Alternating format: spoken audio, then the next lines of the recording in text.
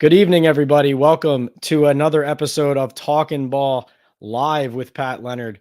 We are here to break down the Giants offseason program. It has come to a close. The Giants had 2 practices of mandatory minicamp and a team cookout, a get-together to symbolize the end of the offseason program and the beginning of what they hope will be a turnaround 2024 season. And I wanted to start by addressing Darren Waller's retirement and its impact on the Giants roster.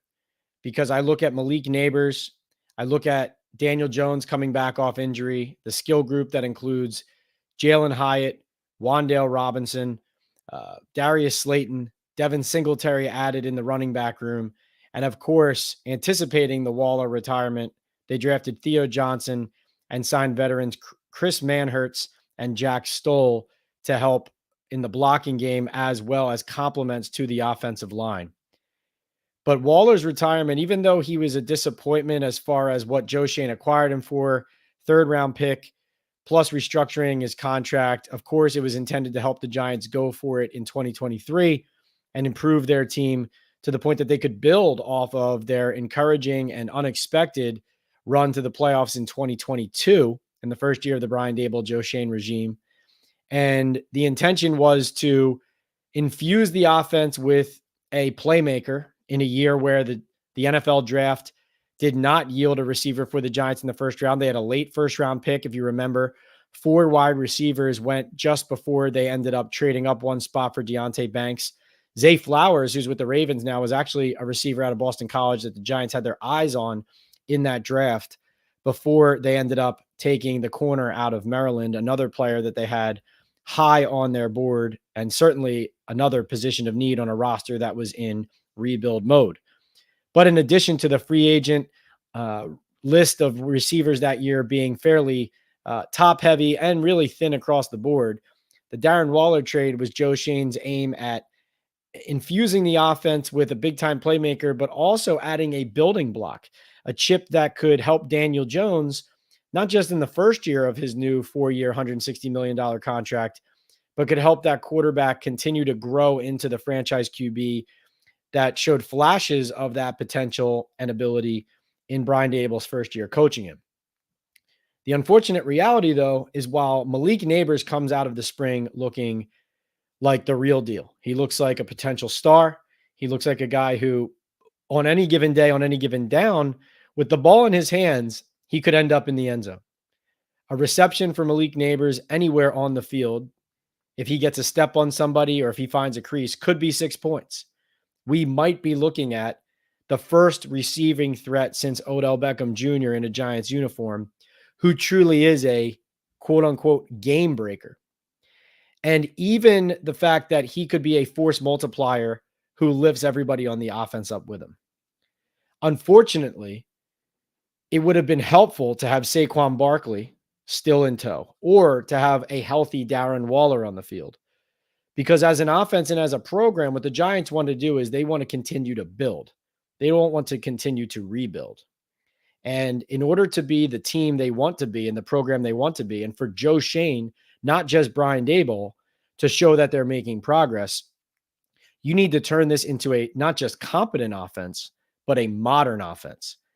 And that means forcing defenses to make decisions, stretching them thin, not letting them crowd the box or load up on double teams on a wide receiver, but forcing them to make a decision down in, down out about who they're going to defend. And what I look at on the offensive end for the Giants right now is it looks like they might have an elite building block for the here and now and for the future. But will Malik Nabers be able to shoulder the load himself? And obviously, I'm not discounting what Jalen Hyatt could do, what Wan'Dale Robinson could do, what Darius Slayton can do, and what Daniel Jones can do with his legs in this offense, with this running game. Tyrone Tracy Jr., a guy who saw more snaps and reps as the spring went on as well. We'll get to him. But the fact of the matter is, those are not top-tier, high-end, A-list, change the game at any touch of the ball playmakers. The Giants look like they might have one, but it feels like they're a little bit behind at the moment as far as trying to build towards the team and the sustainable winner that they want to be, in part because their best playmaker prior to this year, Saquon Barkley, was allowed to walk in free agency to the rival Philadelphia Eagles, and then Darren Waller retires. In addition to the Waller news, I also feel like we need to talk right off the bat, and I'll get to all of your questions. Thank you for being patient.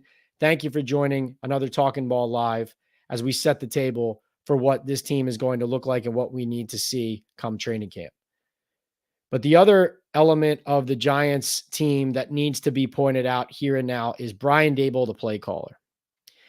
The head coach who we talked to Mike Kafka, the offensive coordinator, at the end of minicamp here, and it all but solidified and sealed in stone and cement what we've seen all spring, which is that Kafka is simply a compliment now to Brian Daboll on the headset, calling the plays, running the offense in the quarterback's ears.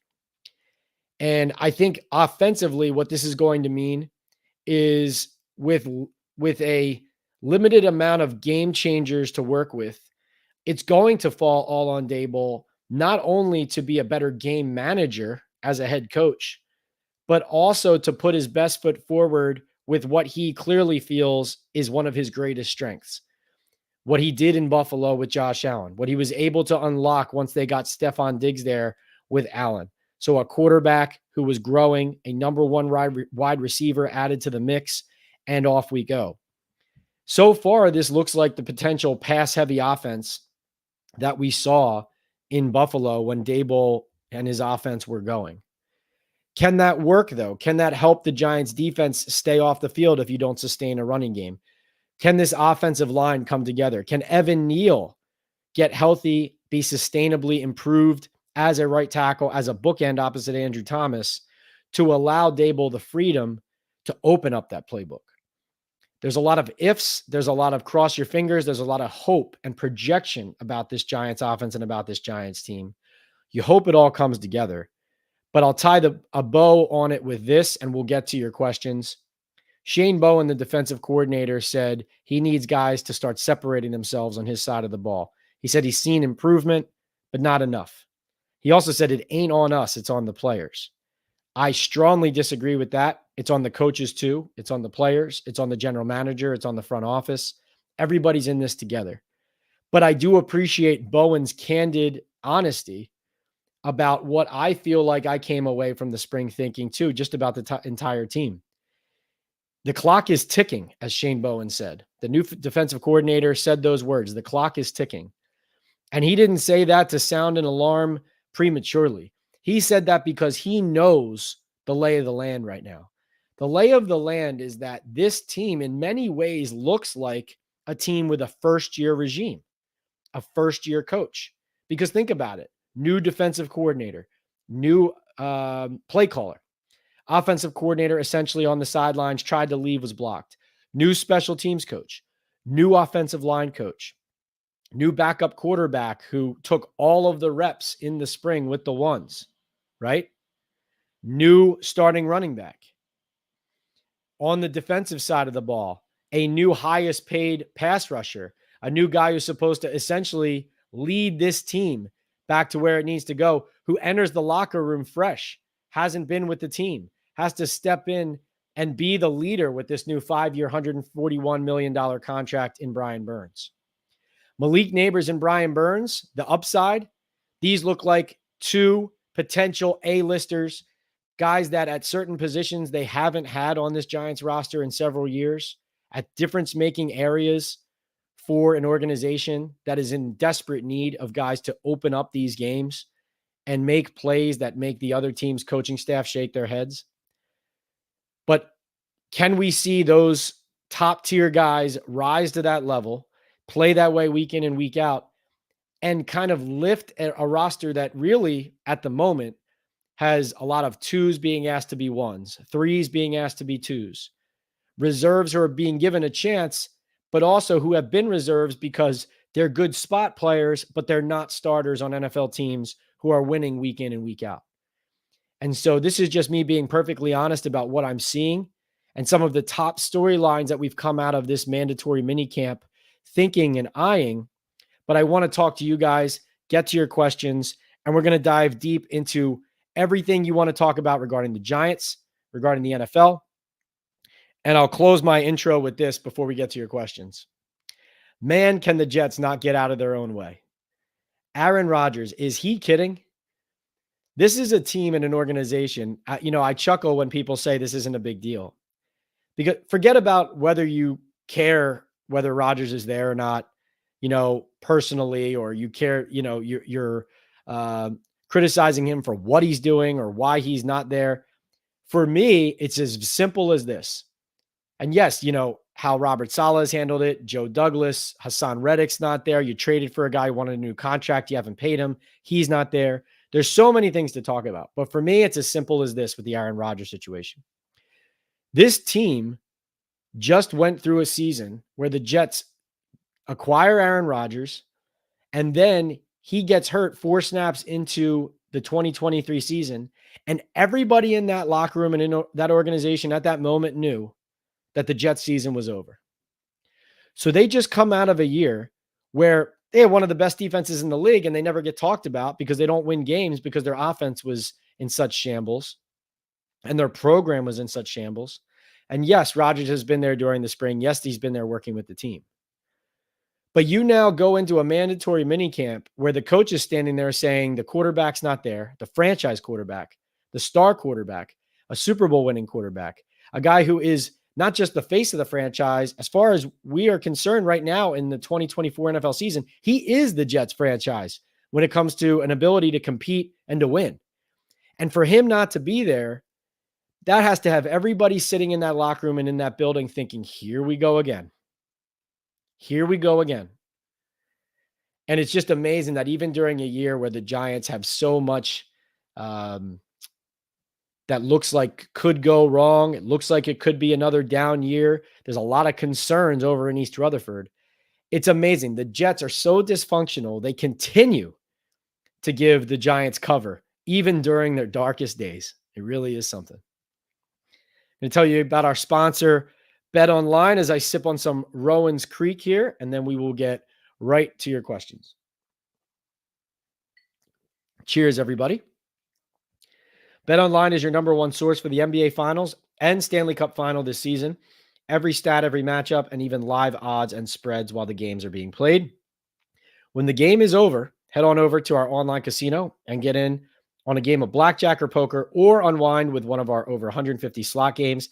Head to the website today to get in on the action. Use the promo code BELIEVE for your 50% welcome bonus on your first deposit. Bet Online, the game starts here. Antonio, great to hear from you, man. Thank you for being here. Thanks for dropping in the first question. Antonio says, Pat, what are your thoughts on the Trey Herndon signing? Trey Herndon is certainly here to compete for playing time. I think from what we saw on the field during camp, and even specifically Shane Bowen was asked about the corners, Deonte Banks and Cordell Flott.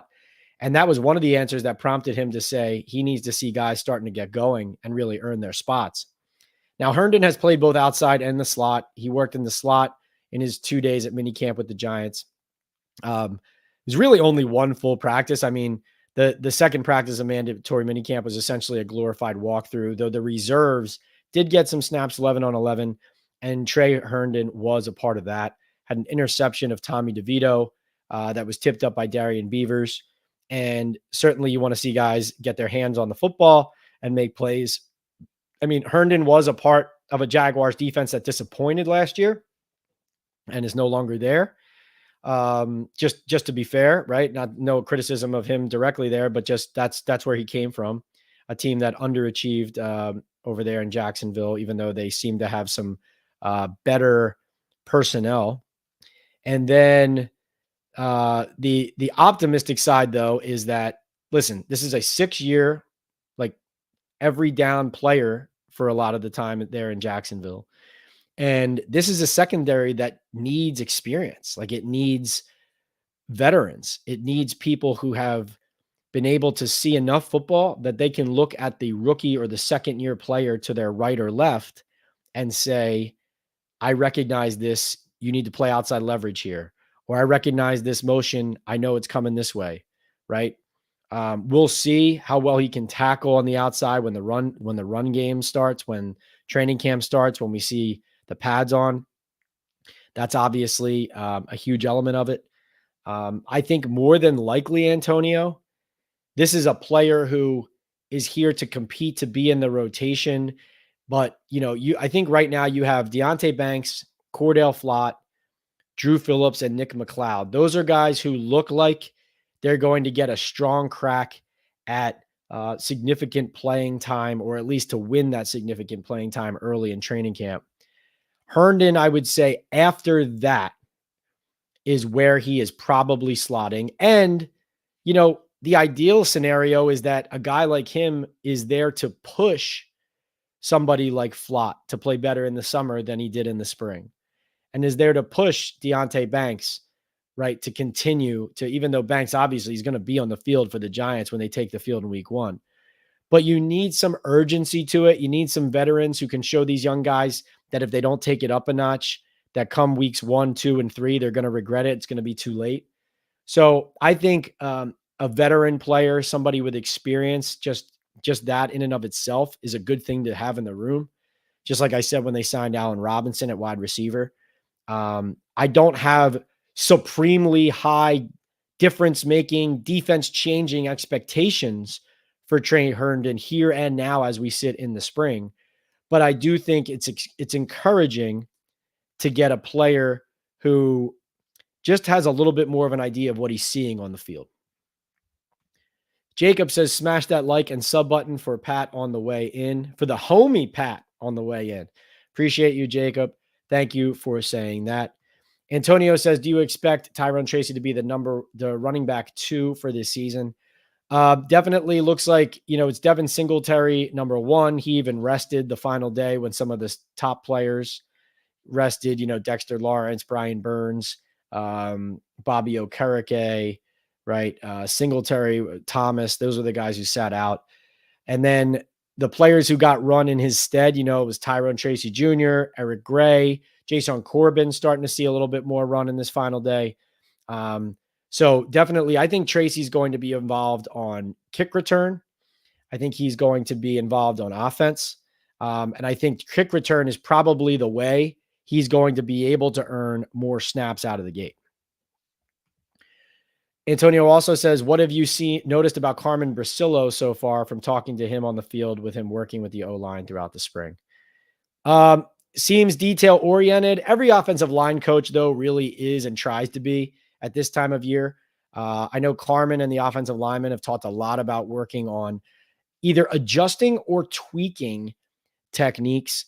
And then one of the buzzwords that Brian Daboll has going around with his staff to make it, sound like everything's more collaborative than it used to be is, hey, the tight ends are working with the offensive line more and the edge rushers are working more with the D tackles more. I mean, that's what happens in every NFL team. So I think that stuff is overblown. I think it's more interesting that Brasillo himself has talked about hand placement for some of these O-linemen. And that I think, he's certainly working individually with these guys on honing their specific techniques.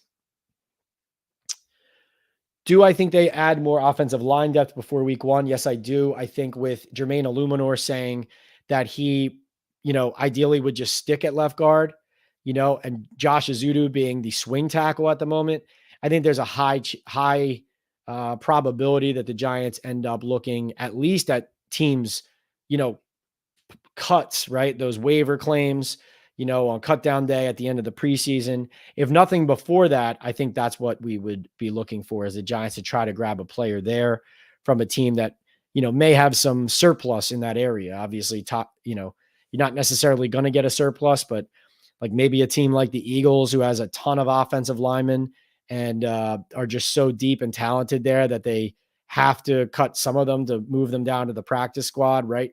That'll be something to look for, I think. Joey B says, okay, Pat, have you found anything out about Waller's mystery sickness in November? What do you think about them bringing in Trey from Jacksonville? So we talked about Herndon. The mystery sickness, I don't know. To be honest with you, it sounded to me listening to Waller like he was saying that he thought as it was coming on that it could be his third bout with COVID. He never said that that's definitely what it was, though. So unusual story, because it's one thing to talk about, wow, look at what this guy overcame. but then it's odd to also, um, feel like you don't know exactly what the person went through. But I know some people have speculated a panic attack, but and now I'm not making light of panic attacks for sure, but for him to say he spent 3 days in the hospital after that, after he was admitted, and that he couldn't even get up and help himself with any like just basic tasks. Very unusual, highly, strange situation, especially that he told that story and didn't say what was wrong. I'm glad he's seemingly okay now physically. But I mean, I've heard stories of people who had something similar happen to them. It turned out to be like, blood clot issues, like, that they weren't aware of prior to that, things like that, where oxygen wasn't necessarily getting to them. So those are all just hypotheses though, Joey. I don't know. But very, very unusual. And Antonio, I'll get to all your questions there, but I want to spread it around a little bit here at the top. And remember, guys, if you want your comment or question answered first, you can purchase a super chat or super sticker, have it elevated to the top of the chat, and we will get to it immediately. We will read it first. Whether it's an opinion, a point you want to make, a question you have for me, you can do that. If you're not buying a super chat or super sticker, no worries at all. Please give us a like. Hit that like button right now as we're on here if you like what you hear and see. That's a great way to drive engagement on YouTube, bring me more people to our community that we have going here. And then if you're not going to do that, I appreciate you just being here, listening, watching, and participating. Ask away. I'll get to all your questions. Like I said, I really want to set the table here for training camp. And we're going to come in, red hot, in mid-July to get the ball rolling on Giants talk, on NFL talk. We're going to set the stage and we're going to get you guys rolling into training camp where I will be there every day bringing you updates on your favorite team and favorite sport. And we're going to have so much going in late July. I can't wait for it. We're going to have merch coming. We're going to have the lives coming. We're going to have, great interviews, players, former players, updates on the team coming to you constantly from my accounts here. And remember, it's at PL on NFL. Everywhere you can find me except X. So it's PL on NFL, YouTube, TikTok, Threads, Instagram, and then on X, it's P Leonard NYDN. Of course, I'm the New York Daily News NFL columnist and Giants beat writer. And this is Talkin Ball with Pat Leonard live, brought to you by the Believe Network, Bet Online, and Estate 98. Had a really busy day leading up to this Talkin Ball live, actually. I was thrilled to go on the show with the Golics on the DraftKings network. We talked Giants there for about 7, 8, 9 minutes. That was a lot of fun. Go Irish to the Golics, and thank you so much for having me on. Obviously, both very talented, father and son. Golick Sr., a standard setter in this business, and those guys are both fantastic at what they do. So that was a thrill. You can check that video out on the Gojo YouTube channel if you want to check that out later or tomorrow, whenever it is. They asked me a bunch of questions about the Giants roster, and we went through the team and talked about strengths, weaknesses, forecasting, and also joined my friends JP Finley and Brian Mitchell down in DC, talking some Commanders, talking some Giants, talking some Daboll and Daniel Jones, and Bruce Murray and Rick Spielman with Sirius XM.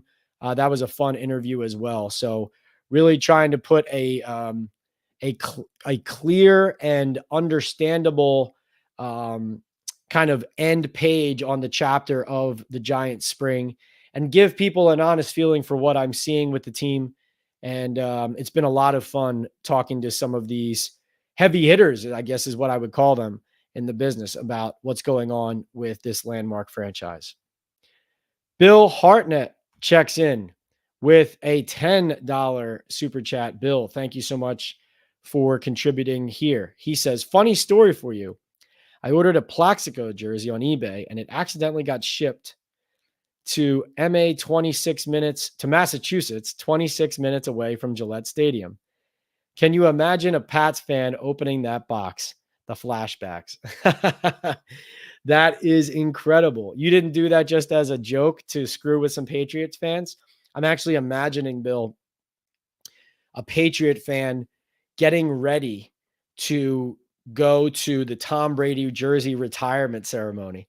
And they're all excited. They have their tickets, they shower, they put on their Brady authentic jersey, their throwback, right? Whatever it is. And they're screaming, "Go Pats" into the mirror. They're drinking a Miller Lite and looking into the mirror. And then the doorbell rings. The delivery comes to their doorstep. They open it up, and it's a Plaxico Burress Giants jersey. Love it. Love it. The ultimate troll, and inadvertent by Bill as well, but the ultimate troll. Well done. All right, let's get back to the queue. Bill, thank you so much. Oh, we got D Kit. Looks like he's checking in.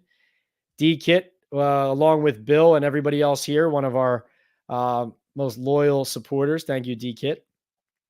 He says, Pat, you have to imagine Daniel Jones is going to see live reps in preseason games because you can't have him taking his first hits in week 1. Can you? Should you? So, D Kit, that's a really good point. And how do you guys feel about this? So, I know Brian Daboll, and the way that a lot of these programs work right now, they end up using the joint practices as like a sub for the games. And so they end up not taking real hits, right? The quarterbacks, right? And so I agree with you that he needs to be in the live game at some point before you get to week 1. He needs to feel it, right? Now, you don't want to get him hurt before he goes out there and actually plays a game for you. You want to give him a fair chance. But on that knee, he has to be able to feel comfortable maneuvering in the pocket, moving around, planting, right? When it's urgent, when he has to feel that urgency from the defense, from the pass rush, right? If the pocket's collapsing. I agree with you. And D-Kit, it's interesting. It felt like Brian Daboll was turning it up a little bit this spring compared to last year with doing so much 11 on 11 when they didn't last year. And that was encouraging. But then you start to see the injury group start to balloon. And then suddenly their second practice in minicamp. So some teams you can do 3 days of minicamp if you want. The Giants only did 2. And the second day, they barely did anything compared to what a normal practice would be. I mean, it was so light. And so, seeing Thomas sit out, Okereke sit out, Burns sit out, like Daniel Jones they didn't even do 7 on 7. I don't know. And this has nothing to do with Brian Daboll, Joe Shane, whoever was the coach right now. And if I was covering the Rams and they were doing the stuff in sandals that they do, I don't like it. It doesn't get your team ready, right? It doesn't get your team ready to play real football. That's how I feel. And I know there's disagreements on those things. And certainly there's some teams that they have more talent. They have a bit better ability to, take care of their bodies on their own. But, usually the teams that come out of that type of practice regimen are the ones who have a ton of veterans who don't need anybody looking over their shoulder to make sure that they're going to be ready to play, if that makes sense, And those teams can be few and far between. It's not easy. Like the Rams, the 49ers, and the 49ers practice hard. But I'm trying to think of teams that they just have enough veterans on it where if the coach said, hey, let's dial this practice back a little bit today, those guys aren't going to lose out on being prepared for the season because they're going to do their part or fill in the blanks, right? That they weren't able to accomplish because they didn't have a full practice, if that makes sense. Yeah, I would like to see that from Daniel. And, it's interesting, D-Kit, because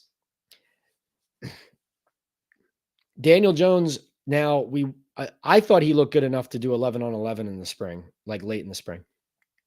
Frankly, I think he could have. I think they just held him back and didn't have him do it, but I thought he could have. So he expects to be full go day 1 of camp. But if you think about it, that's late July. You're opening the season in early September. So that means he's not going to – how many chances is he going to have to play real football on that knee, the surgically repaired ACL, before week 1? I mean, this is very much like every time I think it's a sure thing that, oh yeah, Daniel Jones is going to be a week 1 starter. Then when you talk out these timelines with me and you talk about what it takes to get him ready for the game, I start to kind of rein it back in, right? Like, wait a minute, is this a sure thing? And I've said this on some of the radio shows I've done recently, and I might have said this on here already, but uh, you know what? I actually think I did say it on my last live talking about Evan Neal a lot after the first minicamp day. But the fact of the matter is, Joe Shane said the expectation was that Wink Martindale and Mike Kafka would both be back. Martindale resigned hours later. Kafka tried to leave, was blocked from going to Seattle. The expectation from Joe Shane also was that Darren Waller would be back. Darren Waller has retired. Joe Shane's expectation was that Daniel Jones would be the week 1 starter. So I'm just saying, when I hear expectation is from a general manager, I hear not a sure thing. That's what I hear. So we'll see. I think that's a fair point, D-Kit. Thank you. Little sip of Rowan's Creek here. One of these big time companies, these bourbon companies, is going to sponsor us. Screwball, I mean, the window's been open. If they're going to capitalize, we need to do it soon. Let's do it, Screwball. We're a great match. We're a match made. I love drinking it. But if it's not going to be Screwball, it's going to be one of these other tasty cocktails. We're going big in 2024 here on Talkin Ball.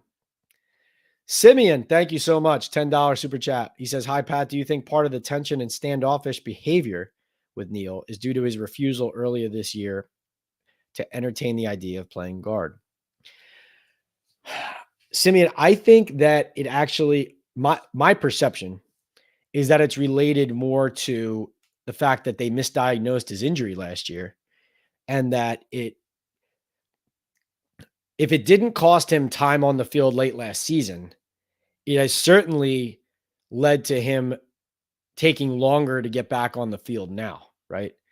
Because one thing we don't know is how much worse he made his ankle between the diagnosis of the sprain and the diagnosis of the fracture. Because when you get diagnosed as a certain injury, you rehab it as that injury.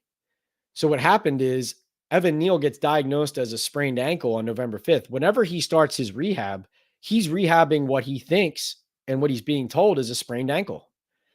So when he finds out it's a fracture, what happened between the time he found out and started his rehab and then they make that diagnosis?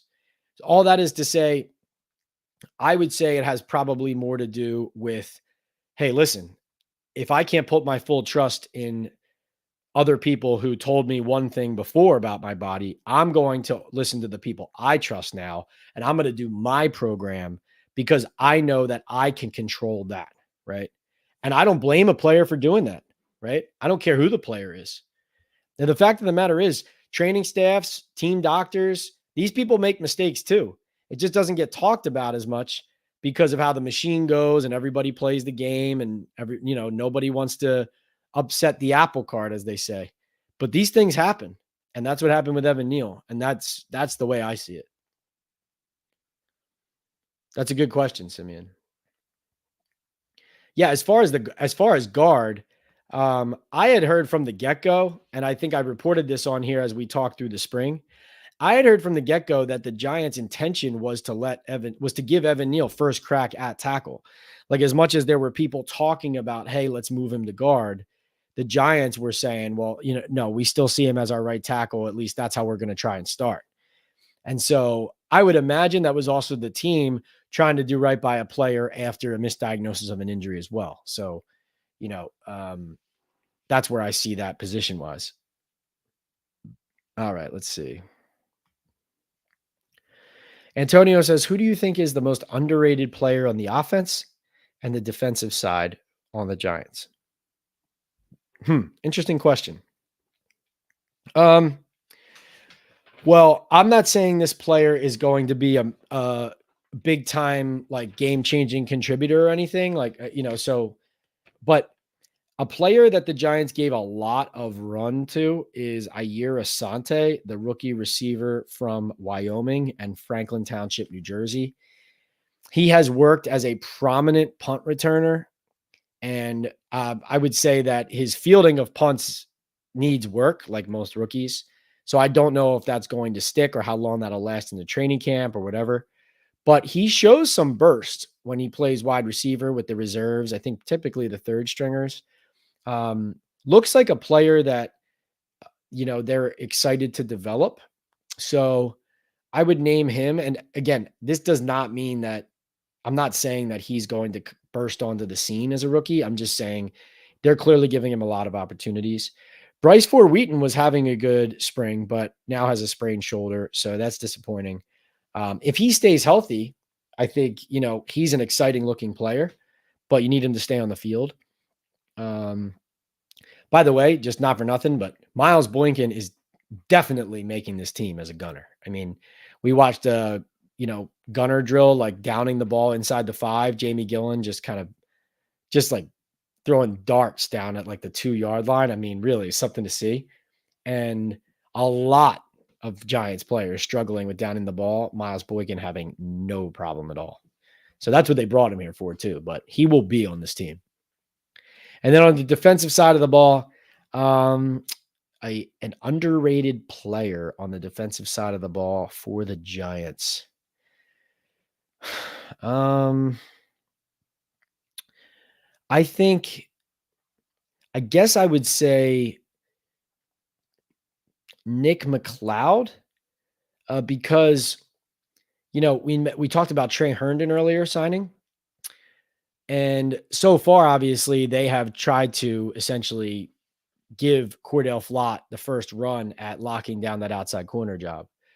But what we saw in the spring is that he did not, or has not so far. So it's still early, obviously. But yes, Trey Herndon side. But if Cordell Flott's not locking down that job, like Nick McLeod deserves a chance at it too. So, underrated, Nick McLeod, definitely, I think, a better player than people realize. Run support is where, and now you could probably say this about most of the Giants corners, and a lot of corners in the NFL, but run support is where Nick McLeod will struggle on the outside. But in pass coverage last year, when he got an opportunity, he played well. So I'll name Nick McLeod on defense. Antonio says, who will make the biggest impact in their Giants debut, Malik Nabers or Brian Burns?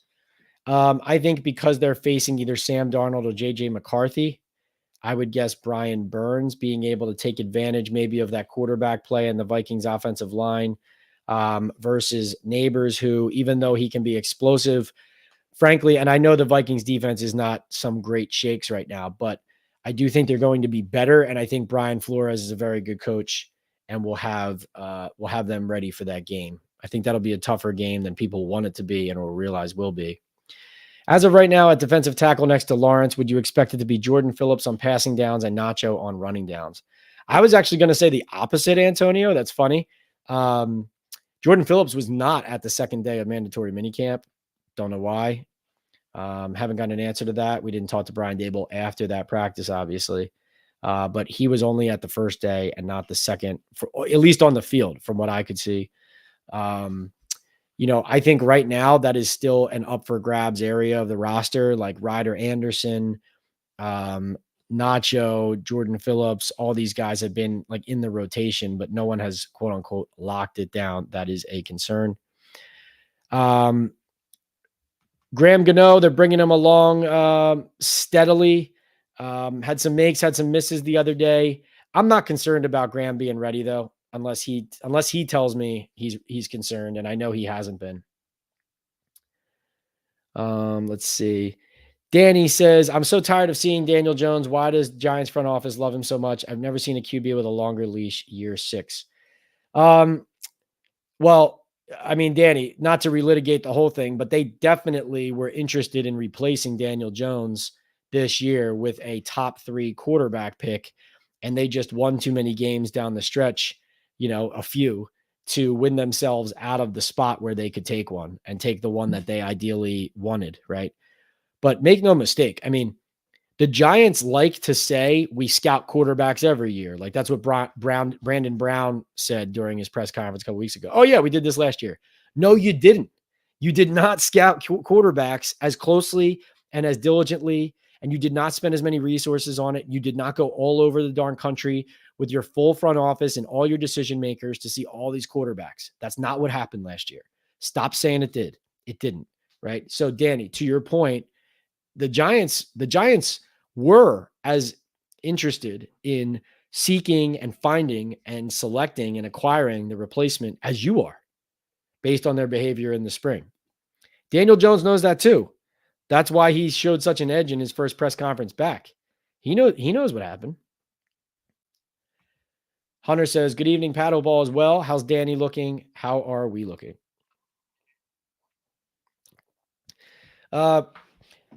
Jones looks pretty healthy out on the field when you see him standing and throwing and running. I mean, he and Isaiah Simmons running sprints on the side. It's just time to see him in live drills now.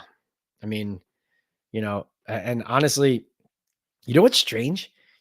Malik Nabers keeps getting, like, every time he gets asked about Daniel Jones, it's basically, it must be that the Giants are telling him not to talk about Daniel. Like, I don't know the other explanation, but like, he got asked about Daniel Jones the other day about, hey, like, what can this look like when Daniel comes back? And Nabers said, I'm sure he'll help us when he comes back, but right now we're only focused on who's on the field. It was like, what? 20-year-old rookie talking about a $40 million quarterback is very strange. But, Jones intends to get these wide receivers together prior to the start of camp outside Charlotte, something Brian Daboll actually revealed before Jones could even tell us. And, definitely working on that chemistry to try to make sure he hits the ground running with them. Antonio says, what are you looking forward to once training camp arrives? Antonio, I think one of the number one things is, what's Evan Neal doing? Is he on the field? Is he healthy? Is he staying at right tackle? Is there a rotation going on here? And along with that, it's how hard are they practicing? How many rest days are getting handed out? And what does the injured group look like? Because it got pretty big towards the end of the spring. And there were some key players in there, not just Neal. I mean, you had Micah McFadden, Isaiah Simmons. You had Daniel Bellinger, who I actually think is probably further down the tight end depth chart than people realize. But Trey Hawkins was out with an illness. Dan Duggan reported the illness for Trey Hawkins, but he wasn't there. Like I said, Jordan Phillips missed the second day of mandatory minicamp. Chase Cota, reserve receiver, broke his collarbone. Bryce Ford Wheaton with a sprained shoulder. So, I think that's the number one thing I'll be looking for and that I'm interested in seeing. As far as what am I looking forward to, like excited about, I think seeing the way that the Giants operation comes together. Like, Daboll as a play caller is a major change. And, it's not as big of a change as him not calling plays at all, because last year we know that he took over at times. He gave it to Shea Tierney once. Mike Kafka was kind of yo-yoed back and forth out of the process, even from the offensive meetings for a full month mid-season. But it's definitely worth watching when they operate these full team drills, how Daboll is handling the game management of it, along with the play calling simultaneously, and how this is all coming together as like a full scale operation, because it is a new look. Let's see. Joey B says Daniel Jones legit has the same stats as Trevor Lawrence. They are almost identical, and Lawrence doesn't get this much hate. Well, they both got paid. Danny says, I'm not super big on Trevor Lawrence either, but can't compare DJ to him. Trevor Lawrence first year was a complete disaster. He threw 4,000 yards each of the last 2 years. DJ has never done that, not even come close. If we did, we would be having a parade. Michael, good to see you. How you doing? Savage Steve, what's up? What are we feeling? What's new? What are we sipping on tonight? Rowan's Creek from good old Kentucky. So trying to do it right here. Drinking bourbon, one of my faves. What are you sipping tonight, Steve? And what am I feeling? I'll just be perfectly honest. The Giants need to be way better come September than what I've been watching the last few days. But like I said, what has excited me?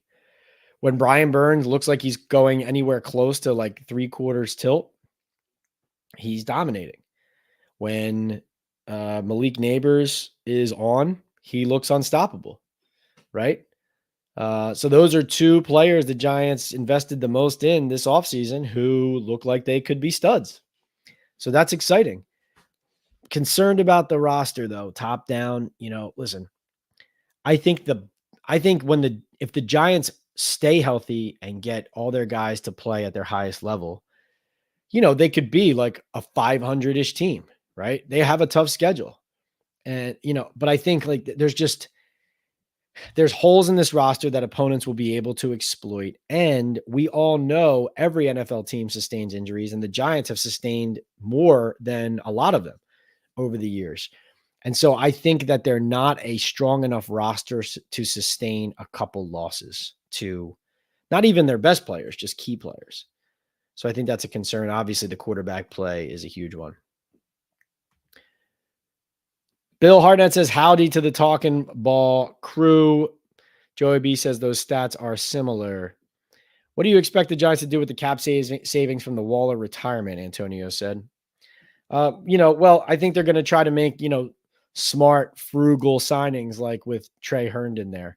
Guys who they're being sound financially. They're not overextending themselves. They're saving some of it for not a rainy day, but definitely to operate throughout the season. And also, like I said, come waiver claims, come cut down day, as we get into early September, like this is the kind of year where when you have pressure on a coach and maybe even a general manager, you've got to be ready to wheel and deal throughout. And you have to have the means to be able to pivot and do it.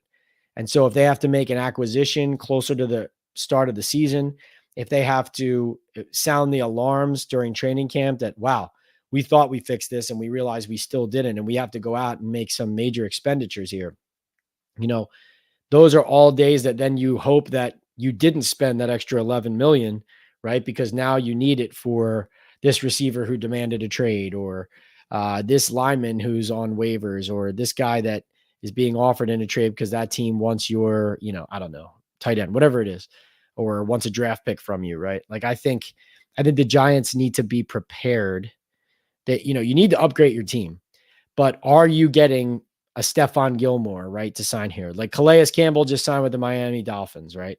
Like Calais Campbell's not signing with the New York Giants. He's signing with a team that he thinks he has a chance to win with, and also that is in a sunny, sunshine state, and in a familiar place down there in Miami for him. So, it's a tough ask to say that the Giants should go out and spend all that money now on a player when number one, that group is thinned. Number two, you're not the kind of team that teams are joining to go on a run here and now. Like a player who's a veteran who maybe has a couple years left or 1 year left is not signing with the Giants right now for less than the market to join and be a piece of a team that's in a rebuild mode, right? Looks like we got an ongoing debate on the stats here. Joey B throwing out the stats. You can check them out here. He's got Trevor Lawrence going for 12,066 TDs, 53 turnovers, 64% completion, 85.5 QBR, and a 20-28 record, while Daniel Jones is 11,900, 64 touchdowns, 54 turnovers, 63% completion, 84.5 QBR, and 19 and 29 record. Interesting. Thank you, Joey B. Joey B says DJ hasn't had the pieces or coaches around him to succeed. Yeah, I think, it's funny. It's almost like you can split certain games into that, or different seasons into that with Jones, but by and large, there is enough football on tape to know that Daniel Jones has to play better than he has, especially as a passer, right? But Joey B, you do bring up a good point. I actually think, Joey, your argument there is not as strong for Daniel as it is negative for Lawrence. And I think that's your point, is like, why doesn't Lawrence get more hate when Jones gets so much? I actually think that the tide is turning a little bit on Lawrence, as far as people saying, listen, man, like we saw the promise. We've seen some good, we've seen some bad, but like he's kind of gotten a pass to this point. And I think Trevor Lawrence with the Jaguars, I think actually league wide, people are kind of raising an eyebrow saying, you going to take this team to the next level, or you going to take this offense to the next level, or you going to take your play to the next level? He's extremely tall, so he can see the field, but does he see the field, right? Does he go through his progressions and dice up defenses? I think when he was most effective at Clemson, he was throwing the ball, but he was running a lot too, using his legs, being mobile, being multiple. I remember one thing I thought about Trevor Lawrence, and I was talking to some people about the league about this when he came out. Like, yeah, obvious number one pick, all that, extremely talented, barely ever lost a game, all that growing up. But he played long enough in college where it was kind of like, okay, is this guy coming to the pros as the player that he's going to be, right? Like how much more upside is there? He's been so great now for so long at such a young age. How much better is he going to get? And so I think those questions are being kind of raised right now, Joey, but I think you bring up a good point. I think that's a fair point. Joey B says he's going to be optimistic and say we go 11-6. I think we got a chip on our shoulders and everyone knows this is it. Time to put up or shut up. That is exactly where it is, Joey B. Listen, I'll say this. Minnesota, Washington, weeks 1 and 2. It's right there for you to start 2-0. It's right there, right? Even if the season doesn't finish the way you want it to, the 2 games to start the year are there for the Giants to possibly face and beat 2 potential last place teams in their respective divisions and at least start to get a good feeling going about where they are, right? So Joey, I think that's what it's all about right now. I think it's all about the start. I think it's all about the Giants getting off to the kind of start that makes them think that they're putting something together, because it's going to be sloppy even if they win those games. Like, really, this is a very new program with all the new coaches and new players. And so, I think that seeing results early is going to be important, with the pressure Daboll's under, with how much new is going on. That's going to be important. Tuto, the man, the myth, Tuto Azuri says, massive salutes and respects to Big Boss Pat and all diehard Giants fans across the pond. Greetings from me and my mates in Dublin, Ireland. Dublin, Ireland. Forget about it. Tuto, great to see you, man. Thank you for tuning in. Thanks for supporting. I've been checking out that kind of like mystery show Bogdan takes place in Ireland. In the homeland. It's a nice little watch, nice entertaining show. I've actually never been to Dublin. And you would think over the years with Notre Dame going over there and playing there, I would make my way over there at some point, but I still haven't gotten there. So need to check that box sooner or later. Bill says, here's hoping Daniel Jones can turn it around. He's my QB1 until he isn't, but I still love Tommy. Bill says his favorite bourbon is Rowan's Creek. Did I turn you on to that? No, Bill, I don't believe so. One of my buddies did about 5 years ago or so. So, that's in the rotation for sure. Like I usually have a bottle of that in the liquor cabinet.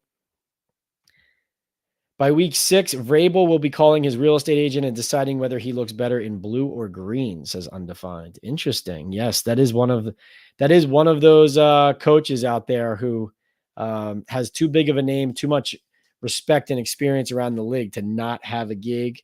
Yes, D-Kit, here we go. That's right. William Cologne says, I guess I'm assuming this isn't Willie Cologne, my guy. He says, Daboll took the Giants to the playoffs and won a game with no talent. Injuries derailed our season last year, so why isn't there just a little belief in this team for this season? I think because it wasn't just injuries, William, last year. Injuries did not help for sure. But I do think that the way that the team was run, the way that that Daboll operated the staff, and frankly, I think it even goes above Daboll to Shane's personnel selections. So far, a lot of his additions have not come to fruition. We're still waiting for players like Wan'Dale Robinson, Josh Azudu, Daniel Bellinger, Jalen Hyatt, guys like, I'm throwing them all into the mix. Some of them have accomplished more than others, but all of them are have not done yet what the Giants need them to do this year. If that makes sense, right?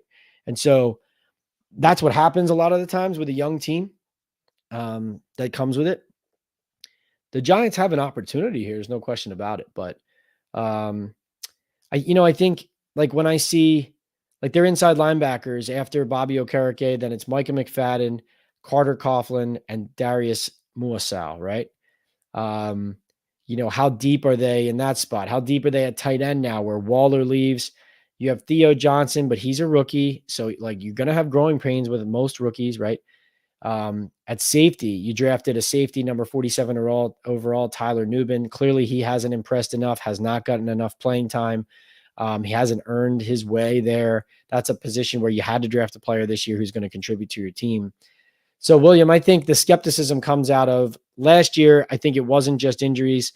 I think it was the way that they operated, the way they mismanaged close games. And that fell on the coaching staff and the game day operation. And also, you know, I'm sure there's people who feel differently about this, but I think that losing Wink Martindale is a major, major, major loss for this team and for this defense. Like, I think that he gave them an advantage most games because of how he was able to mix and match against specific schemes and fronts and coaches. Like talking about experience, like we talked about how, hey, Trey Herndon can help the defense because he's experienced at corner. Wink Martindale's experience as a coordinator helped them immensely attacking and, really, you know, most of their encouraging play throughout these last 2 years when they've had it has been driven by the defense and then opportunistic strikes by the offense. But the defense has been the foundation of those things, at least the way I've seen it. 31 takeaways, tied for the NFL lead last year. So I just think there's a lot of uncertainty about this year. There is an opportunity for them to succeed, William. There's no question about it. But first of all, there's no obvious evidence that they're going to be a healthy team because they haven't been for a long time. So again, all the things that would point to this team having a great year this year, they are based on, from my vantage point, hope and projection rather than evidence that it's happened before, if that makes sense. D-Kid says, I was not satisfied with Daboll's response to you concerning why Neal seemed distant from the team. I'm sensing something may be wrong. How about you, Pat? I totally agree, D-Kid. Totally agree. Even it was weird. Like I asked him if he did 11 on 11 and if he had like a setback or something. And he said, oh, he was mixed in, but like he didn't give a yes or a no. It like left the door open to speculation. Yeah, no, I don't see anything encouraging developing there right now. Other than, like I said, Neal protecting his interest and doing what's right for him with his body at the moment to rehab at his pace. But there's something feels off. Something feels very off. And, they say, hey, yeah, like we expect all these guys back at the start of the summer. By the way, I forgot to mention Darius Slayton, obviously, tweaked something or hurt something in that first practice of mandatory minicamp. But it's just frankly, it's hard to take their word for it that, hey, come July 24th, like things will be fine. Like it's hard to take their word for that.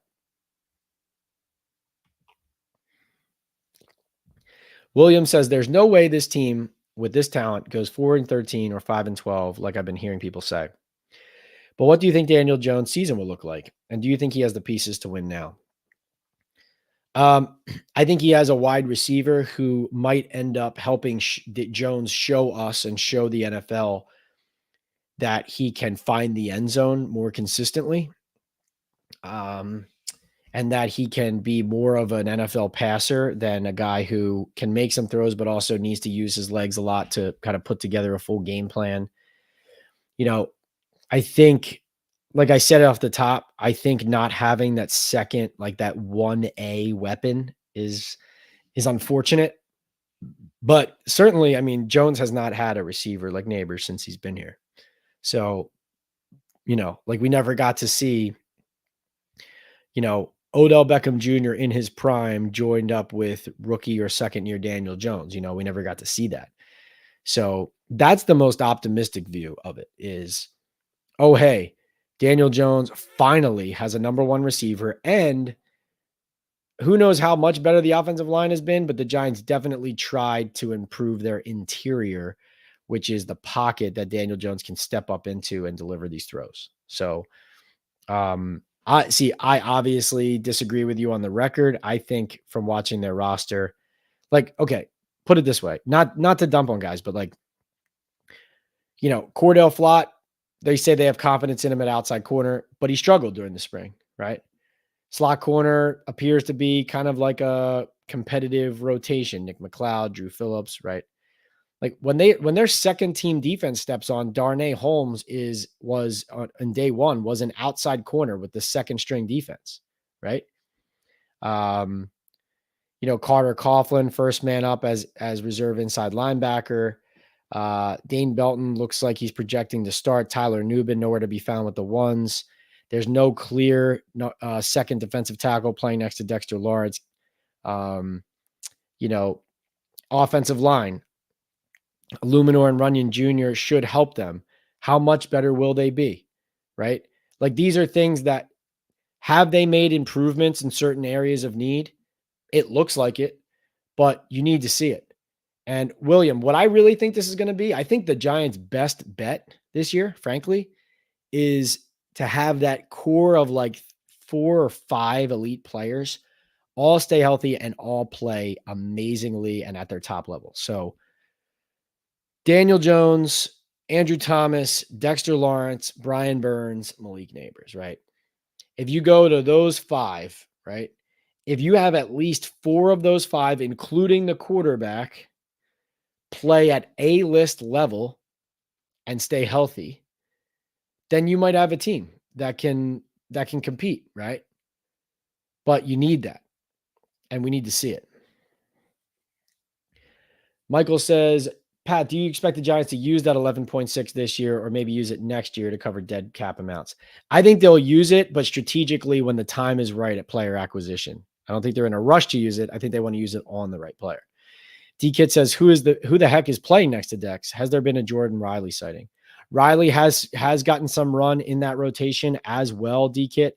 I think he came up with it was like a strip sack. I think Kayvon might have gotten from Drew Lock, and then Jordan Riley picked it up. But, it's not like live, but it definitely counts, obviously. The other day, that might have been the last day of mandatory minicamp. Late rounder who got more run late last season. But I think all these guys, DJ Davidson, Jordan Riley, Ryder Anderson, Rakeem Nunez-Roches, Jordan Phillips, no one has grabbed it, right? And frankly, I'm not sure anybody is going to. Like it's, are any of those players that caliber where they're going to grab it and take it and not let anybody come and get it as far as that role next to Dex? You do need a rotation, obviously, but I'm just saying as being the clear 1B, we haven't seen that yet. But yes, Riley is competing in that mix. Luann says Giants win the division. Luann is always our eternal optimist, and we love it. Joey B says, hey, Pat, what kind of expectations do you have for FanFest and opening day of our 100th season? I think the legends are going to be involved, like former Giants players. That is definitely something to look forward to. There's certainly going to be a presence. I think that with them unveiling the top 100, right, the top 100 players list, and this is going to be something where they're really trying to do it big and do it right, and they're trying to go all out. So I know they have the 5K going, I believe, the day between the FanFest and the home opener. And it sounds like they're trying to turn, the parking lots and the stadium area down there in East Rutherford and the Meadowlands into one big, like all out weekend Giants NFL party. And I think there's going to be a lot there for fans to do and a lot of former great Giants greats there to, whether it be autographs or appearances, whatever the case may be, but it sounds like it's going to be special. Tommy says health and wealth to all. Appreciate you, Tommy. Steven says, big concern, Pat, with Brian Daboll not saying he should be fired, but team didn't look ready week 1 and questionable in-game decisions. Jet game field goal with hurt kicker, either way, with knowing or not knowing. Yeah. I mean, Steven, that was kind of what I was alluding to, talking to William earlier about how it wasn't just injuries last year. I mean, they really had they had 3 close games that if they had better management from their head coach and more poise and composure from their head coach, they could have gone 9-8 instead of 6-11. And you could sit here and say, well, that's evidence that they're really a team that should be above 500.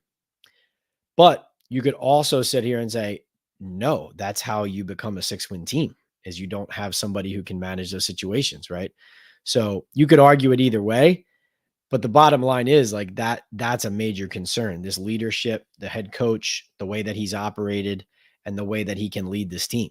Like this is a major question. Danny says, hey, Pat, what's up? Question. Do you think if Daniel Jones craps the bed midseason, do the Giants maybe make a shocking QB treat at the deadline, or do they give the reins to Drew Lock?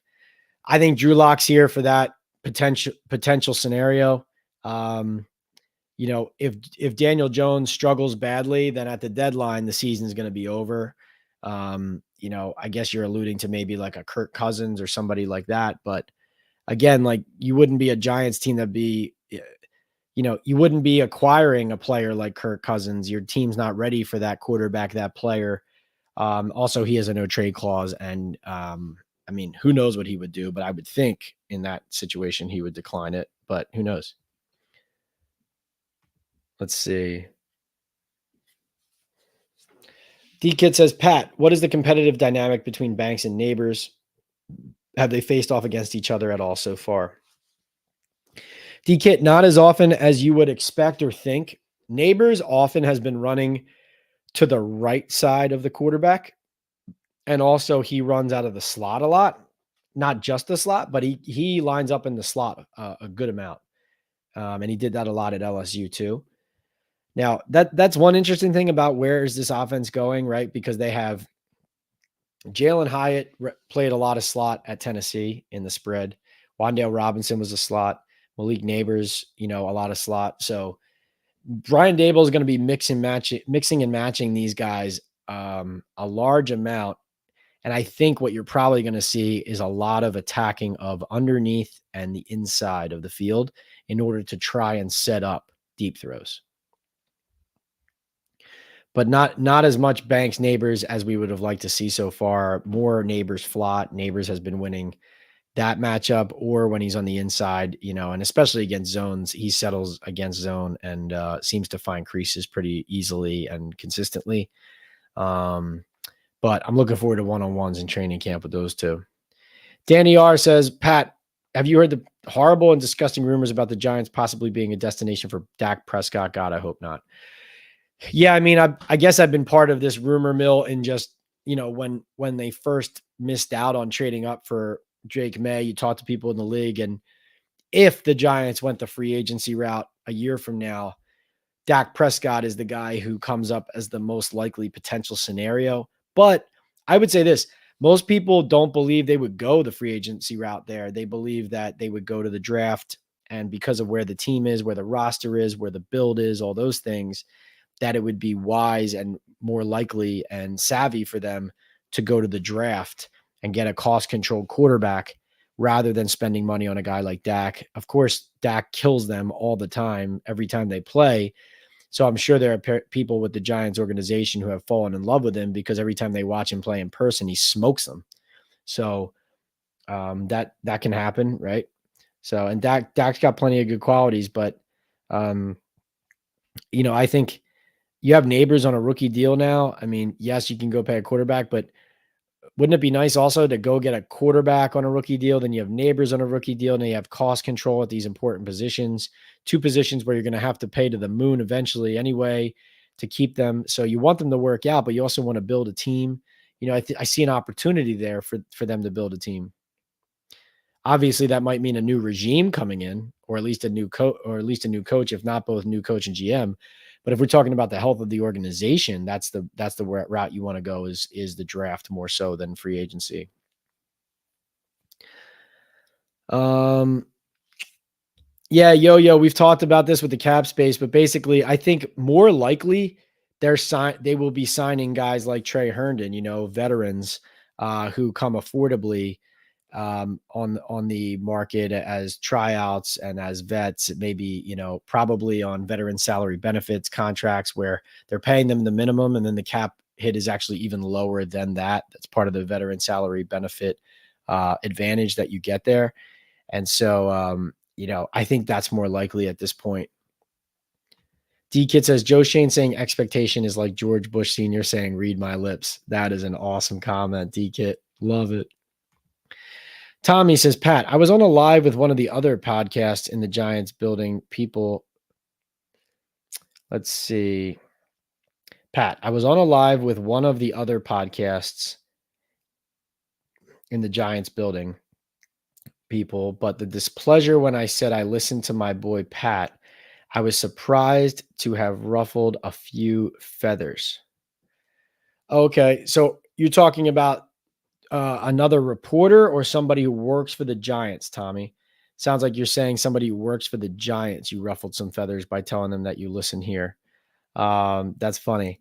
Yeah, no, listen, what I want to do here is to bring you guys my honest opinion, takeaway analysis. I like to call it like informed analysis or informed, you could say even informed conjecture at times, right? But any analysis or opinion I'm presenting to you or facts is based on reporting, observations, conversations, relationships I have in the building, outside the building, and around the league. And sometimes it's not what fans want to hear, and it's certainly a lot of the time not what people who work for the team want out there or want heard.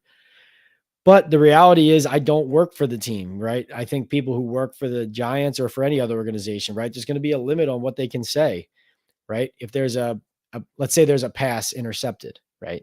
They're only going to maybe tell you about a nice play by the corner. They're not going to tell you that the quarterback stared down the wide receiver and shouldn't have thrown the ball. But they might view that as negative to point that out, but it's not negative. It's what happened on the play. You know what I mean? So that's a very basic example of, like, let's say the difference between what I have the freedom to do, but also am willing to do.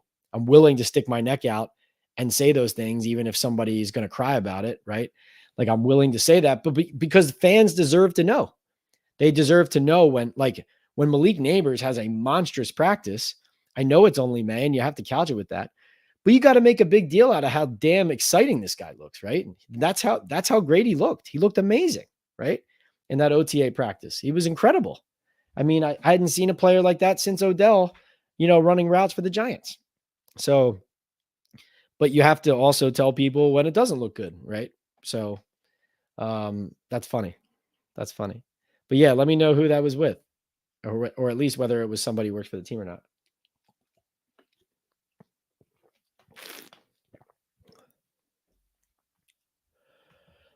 Jeff says, hey, Pat, why do you think Rappaport broke the Trevor Lawrence news? Is there any crossover between him and his agency? There's always different ways that people break news. Sometimes it comes from, the club. Sometimes it comes from the agent. I think people who work for the league sometimes can get things from teams, but also they're very plugged into agents as well, and they have sources around the league. Sometimes, Jeff, especially if you're a newsbreaker, like when you play that game, you have so many irons in the fire, and you're constantly checking in. And sometimes you hear about something developing from somebody who's not like necessarily a team executive or an agent or a player, but you might hear from somebody connected to that scene. And then you check in with the principals, and then they confirm or they tell you, hey, yeah, and here's what happened. Go with it. Right. So those things can happen that way. Tommy says they have complete confidence in Neal. Illuminor is staying next to Thomas if Neal stays healthy. They are giving Neal that first crack at right tackle. Yes. And listen, he was Joe Shane's number 7 overall pick in the first round of his first draft. So he's got no choice.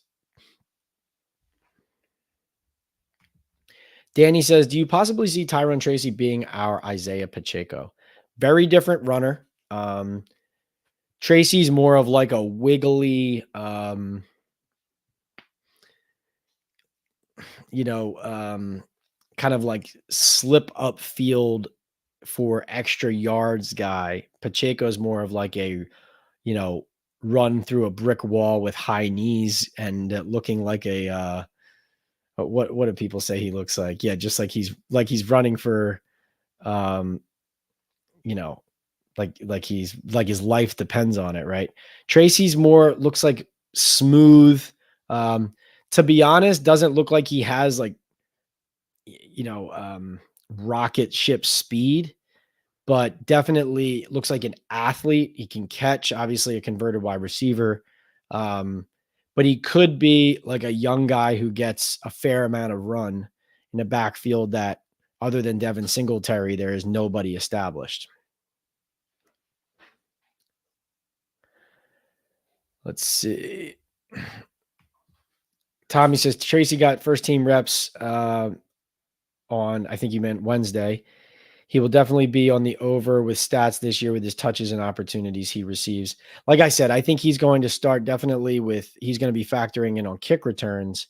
And then listen, like ball security is a thing, especially for young players. Like, for example, Dante Miller, you know, he had the ball knocked out by Elijah Riley, but, you know, on a play. I mean, the defense isn't even allowed to tackle and had the ball knocked out and fumbled, right? So, like, if something like that happens with a Tyrone Tracy Jr. or a Dante Miller or whatever it is, like, that's how young running backs can go from, hey, this guy might play a lot to he's not playing at all, right? So you always have to remember that about young players, especially these. We're talking about late round or undrafted with a couple of these guys. So just remember to couch that. But yes, Tracy is getting opportunities. There's no question about it. Let's see. Michael says Joey B, good stats of Daniel Jones versus Trevor Lawrence. First 50 games. I was shocked Lawrence wasn't much better. Joey B bringing it. By the way, Joey, I saw you Brandon London and you talking. He looks like he featured your Giants den, like your fan cave. Congratulations, man. That's great that you're getting that recognition, man. You deserve it. And B London's also the man. Simeon says, Pat, how's Darian Beavers looking?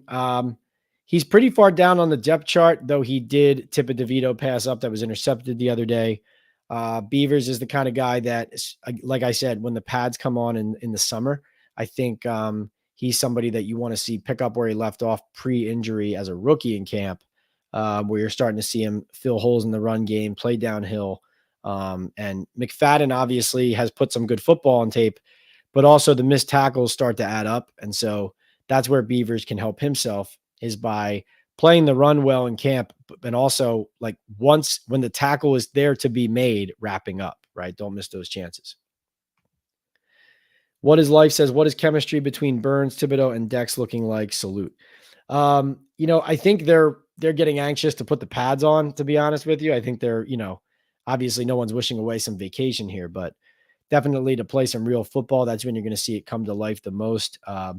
Like I said, Burns had 2 or 3 days that I was there where he was just dominant. You know, a lot of the times when he was facing up against Josh Azudu, just wasn't competitive. You know, Burns is spending a lot of time with Thibodeau. Frankly, I think he's essentially like part chaperone with Thibodeau, the number 5 overall pick of Joe Shane's first draft. I think they're hoping that Burns can be like a veteran mentor for Thibodeau, that he can rub off on him, work ethic wise, workouts, knowledge of the game, what it takes to be a consistent down in, down out player. Burns obviously needs to take a bigger step too. But definitely those guys know that they're a huge key to this season. They're well aware. All right, let's see. Ryan checking in. Hey, Ryan, what's going on? He says, hey, Pat, can you shed light on the year 2 injury clause for Daniel Jones? Meaning, what's the upside to perform well versus injury guarantees year 3 payout of $30 million. Is he a lock in for QB1? So first of all, the injury guarantee, Ryan, is something that this only kicks in if he gets hurt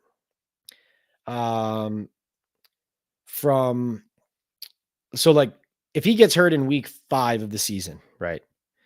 And then he comes back in week 12, or if he gets hurt in week 6 And then by, January, February, like he's fine. He didn't finish the year healthy, but he's fine then. Like what has to happen for the injury clause to kick in is when I think it's the 5th day of the next league year, when the new league year hits.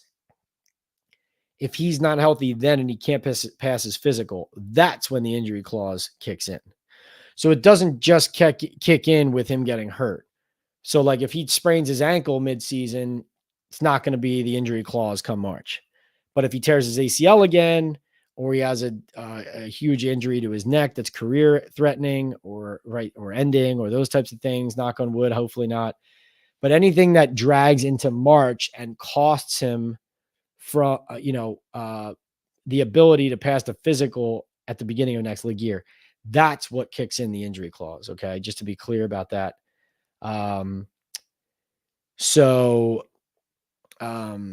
said, essentially, you know what? I have to double check these numbers.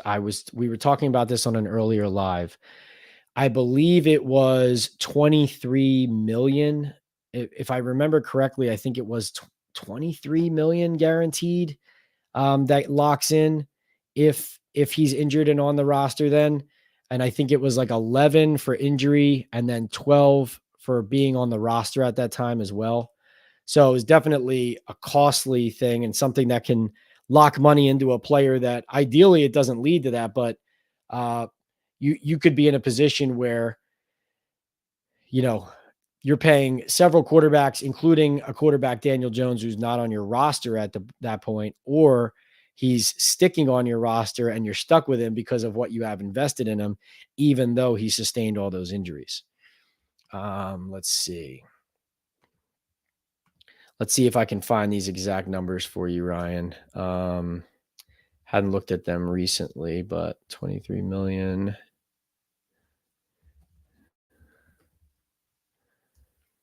Let's see.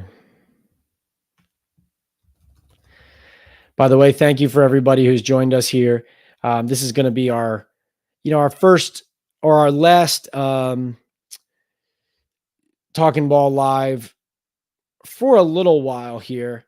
Going to go on vacation. So next week, the middle week of June, the 15th to the 22nd, no Talkin Ball lives coming up there. And then we're going to try to retool, add some more to the channel, get things going into July. But I'm going to have plenty more content coming as we head into July and we get rolling for training camp.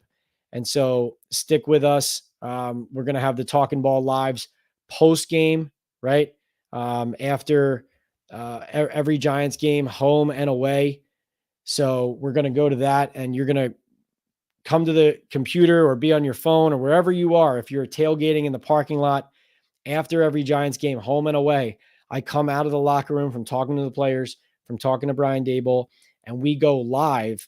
And I tell you everything that I've learned, everything that I know, everything that I observed, everybody I talked to, and we get into injury updates, analysis, forecasting of where we go from there, reviews of how the players played. What did Daboll think? Reading between the lines of the different quotes we got. What players are saying? Is somebody finger pointing? Is somebody scapegoating? Is somebody taking accountability? Who are the leaders stepping up, talking about the tough loss or giving credit after the big win?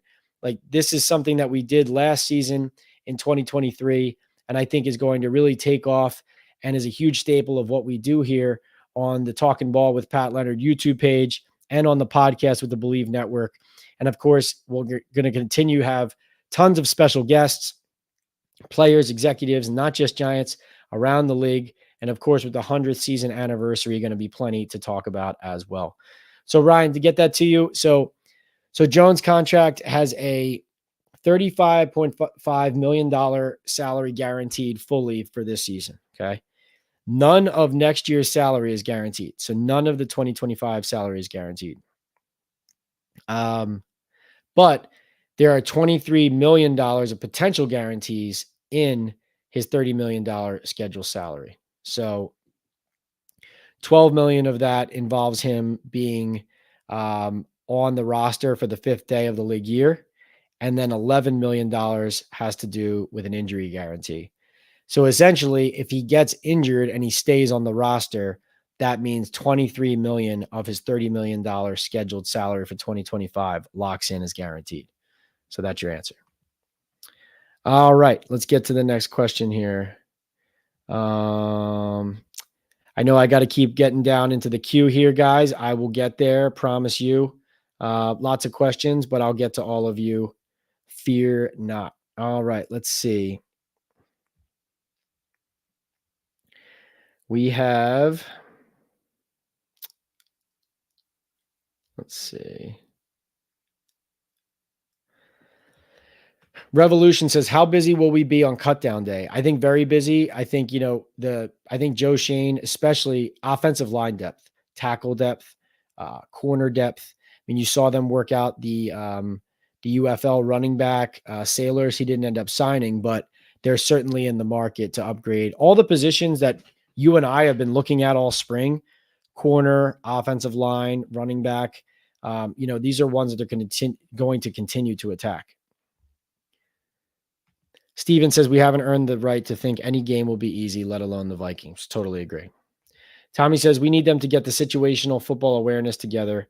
Seems like they are on the right track with Bowen, Brasillo, Gabriel, veteran addition to the O-line, Burns, trade Nabers, right direction. You hope so. For show, KB says, who has a shorter leash, Evan Neal or Daniel Jones? I think it would be Neal because, or Luminor, even though clearly they're working him as if they want him to be the left guard and they don't want him moving from there. But I think if Neal is struggling, especially because of your investment in Jones, you need to give Jones a chance to patchwork, to fix that offensive line immediately and keep giving Jones a chance there. Like if the offense is failing because the line is breaking down again and Neal is a major reason why, you don't pull Daniel first there, in my opinion. You pull Neal, you move Illuminor out, and you move Stinney up to left guard. Now, obviously, that doesn't look like their plan to do that quickly because of how consistently they're using Illuminor at guard. They're not rotating him at tackle right now. So that said, I say this all the time for show, but I say this again.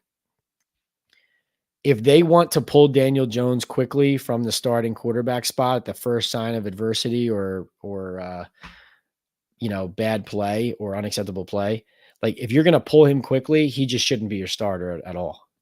Like you don't have Drew Lock take all the first team reps in the spring and then pull that plug, send Drew Lock essentially to the bench with the second tier and the second stringers, have Daniel go through all camp as the first team quarterback, have him start the first game. And then like, if he struggles a little bit, pull him. Like that just means you picked the wrong quarterback. Or, as Bill Parcells said, if you have two quarterbacks, you have none. So how bad is our cap space? I hear after the rule of 51, we're going to be negative, which is going to force the Giants to restructure Daniel's contract. Well, we'll see. I mean, they can restructure, I believe, Thomas and Lawrence before they have to go that route. Restructuring Daniel's contract, oh boy, that's not something you want to see. Daniel is more accomplished than Trevor Lawrence and Justin Herbert. I think to your point, those are all quarterbacks that people want to see win more games. Though both, Herbert is definitely a guy anyone in the league would take over Daniel Jones. They do not belong in the same sentence. Though obviously Joey B has helped us talk about why Trevor Lawrence has underperformed so far and is more similar to Daniel than people realize. Steven says he'll be rooting for Daniel Jones, but it's hard to feel confident when the team front office was looking to replace him, showing they are giving up. Steven, that is a totally fair sentiment. And honestly, I think there's no other way to think about Daniel Jones than as, even if you love his game and you like him and you want him to succeed, and I do want Daniel to succeed, and I do think he has some good football in him, but it's hard for me to look at him and look at the situation and not think, well, the team doesn't even believe in him 100%. Why should anybody else? I think that's totally fair. This for Vegan makes a good point. He says he took too many hits when he ran. That is true. Danny says, hey, Pat, do you think Theo Johnson can possibly become our tight end one? And how is he in practice? I want to see him block. He looks like he can block. I know he blocked well in college. I think that's a way that he could get on and stay on the field. As a receiver, hands-wise, not elite with hands, not blazing speed either, but he does have a lot of size. And I think he's a guy who could be steady. I think he, in a lot of ways, similar to Bellinger as far as how he profiles, physically imposing, can do a little bit of everything. Hopefully he's a better blocker and a more sound and fundamentally sound blocker, a guy who's not going to get flags called on him in key spots, because that's one thing Bellinger has struggled a lot with, is blocking and kind of plays being called back due to holding penalties. Yes, I do. I do not see Daniel Bellinger as like at the top of the depth chart at tight ends. I think tight ends right now is like Chris Manhertz and Theo Johnson and Lawrence Cager and Jack Stoll, and Daniel Bellinger is kind of like in the second tier there, having to re-earn his spot, is how I see it. I could be wrong about that. Obviously, he hasn't practiced. He also apparently didn't tell the truth that he was hurt, but said he's not. And then Brian Daboll said he was. Very strange. So I don't know what's going on there. I don't know if he's not happy with his spot on the depth chart or what it is.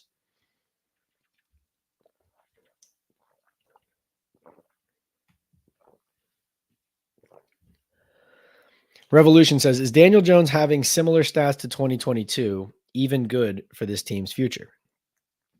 No, he has to be an accomplished passer. He has to throw touchdown passes. They have to get on the board, get in the end zone. They have to be a modern offense. I mean, listen, this wasn't even a competent offense last year, and Daniel Jones wasn't the only reason why, obviously.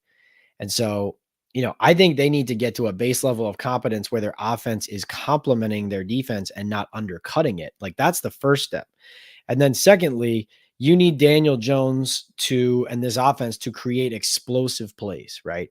So Malik Nabers is here to help do that. Hopefully the offensive line can buy them some time, help them do that as well. But no, I agree with you that it can't be smoke and mirrors and all rushing yards. You need him to turn into, especially this looks like Daboll is about to call the pass heavy type of offense that we know he has called in his best offensive seasons as a play caller going back to Buffalo. So that makes a decision for you right there. It's either you're throwing it yourself down the field or tucking and running. Simeon says they stunk up Giant Stadium too many times. Joey B says, June 22nd, fellas, I'm in New York City at the stand for an industry audition show. If anyone can make it, it's a 5 p.m. show. Thanks for posting that, Joey. Everybody go see Joey June 22nd. If you can make it. Revolution wants to know, who is Ricky on Twitter? Pretty Ricky? I have no idea. He's fairly entertaining. Obviously, he's not always right, but he's not always wrong either. It's pretty interesting. Kyler says, since our last Super Bowl win, what do you think has made us bad for 10 years plus? 2 trophies in a 5-year span to a league joke. Mara needs blame, and why is Tisch never doing anything? The Tisch side of ownership definitely needs to be heard from. I have tried to talk to Steve Tisch for several years now, since going through a family tragedy.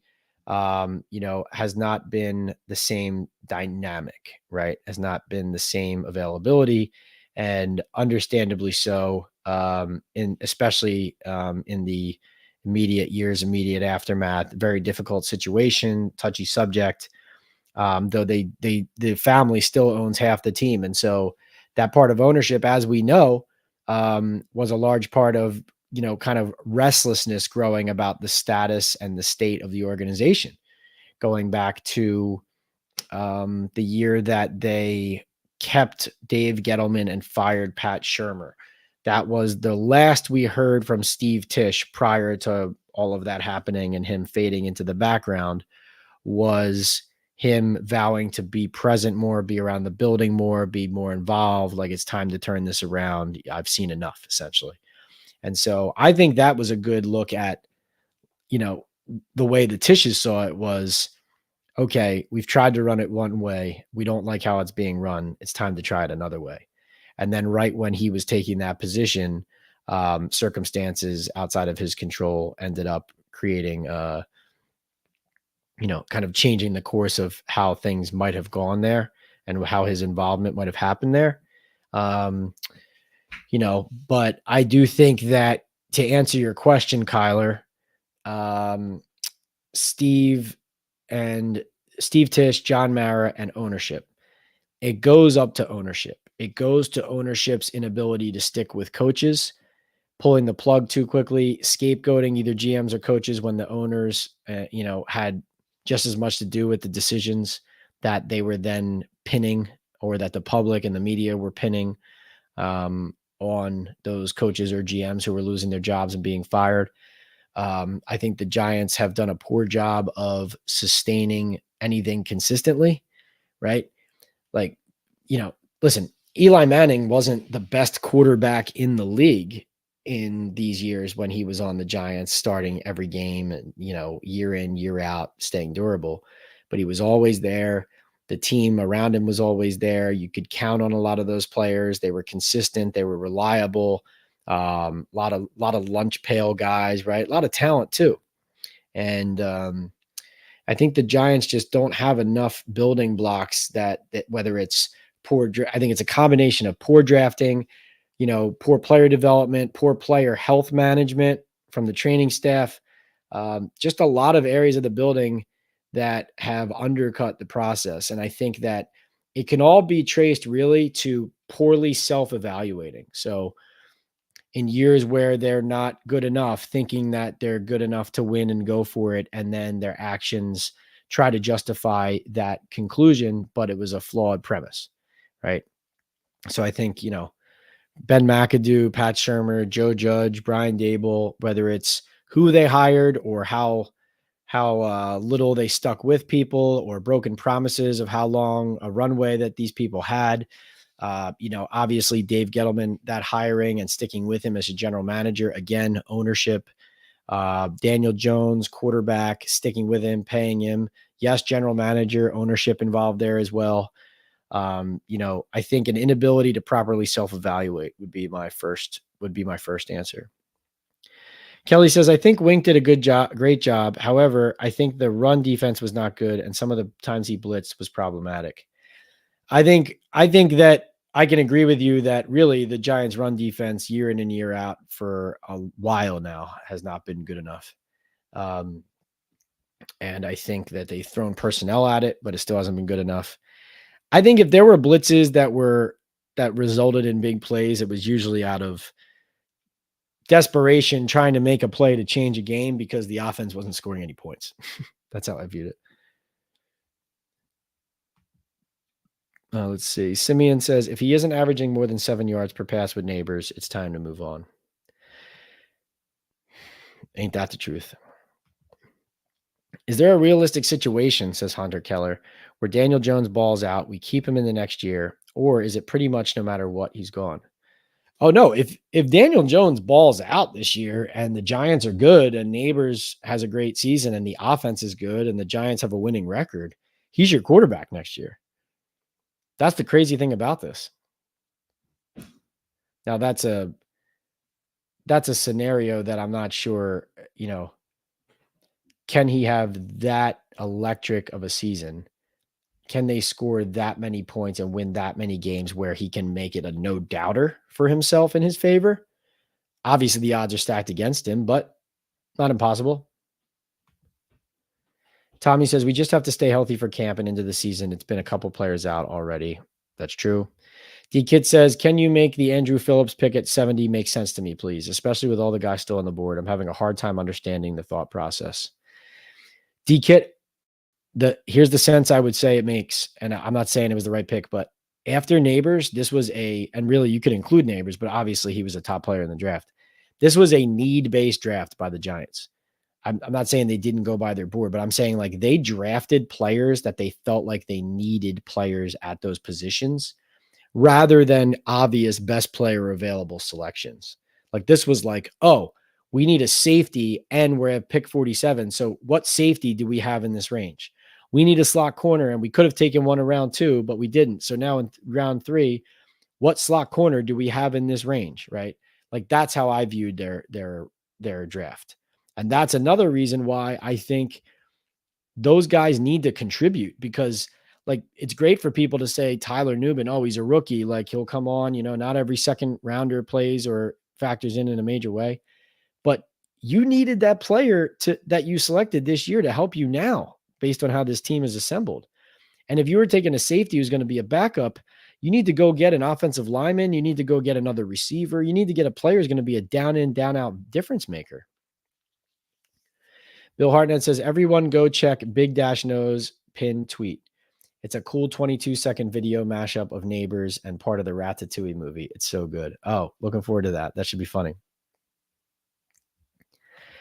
H5000 says, I am so disgusted with the O-line performance over the last approximately 10 years that Mara should make the only prerequisite for the next GM is to build a great O-line. It's always what they talk about, and they never do it. Hopefully it happens one of these days. That's right, D-Kit. Tuto representing as always. Simeon says, Pat, what do you think about Sterling Shepard reuniting with his college quarterback, Baker Mayfield? I'm interested because this is another former Giant who, they're in different parts of their career, obviously, but Saquon Barkley and Sterling Shepard are very close, good friends, both guys who feel like at the end, the Giants, didn't fully appreciate what they were doing, and the Giants didn't show full appreciation to them for what they were as players. They both feel like they have something left. So I'm fascinated to see. I think they both have chips on their shoulders to prove they do. And, listen, the Giants tried to play out Shepard in a classy way, or, they basically played him off stage, but like he didn't announce his retirement. So it was almost like they were announcing his Giants retirement for him. Right. But he kept his mouth shut and his head down last year. And now he's finally somewhere that he feels wanted at the moment. We'll see what it turns into. All I know is he was dominating training camp last year before he basically barely played during the season. He was dominating corners in training camp. Tommy says, Bo Nix is going to do better than people expect, but no, Dak is whack. We don't need him. Bo Nix. That's another team that could struggle, the Denver Broncos, man. A lot of QBs in that room, but is anybody going to, win games for them this year? Udu says, do you see a way Drew Lock wins the starting job in training camp? Udu, I do, because I just don't buy that this can't turn into a competition, or that Daniel's definitely going to be healthy, or like the expectation. I keep coming back to that. It's like the Giants keep hedging on that. They are saying, I asked Brian Daboll flat out if Locke could turn this into a competition, and then he essentially said no. But based on their actions all offseason and during the spring and around the draft and during free agency, like what they told us is that they're ready. And this is what I would say, Udu, too. Why would John Mara say, hey, let's draft a quarterback and let him compete with Daniel Jones and let the best man win? Why do that, but then not let Drew Lock compete with Daniel Jones? I know that Drew Lock isn't your future franchise quarterback you drafted third overall in that scenario, but you either want competition on your roster to let the best player play, or you don't. Like that's the way I see it.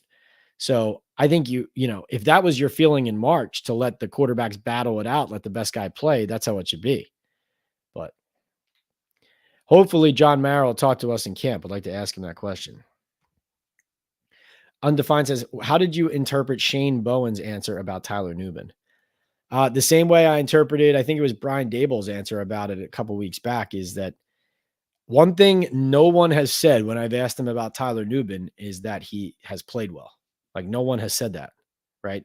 These coaches, I don't know what they're restless about or what they don't like so far. I'm going to do more digging into that.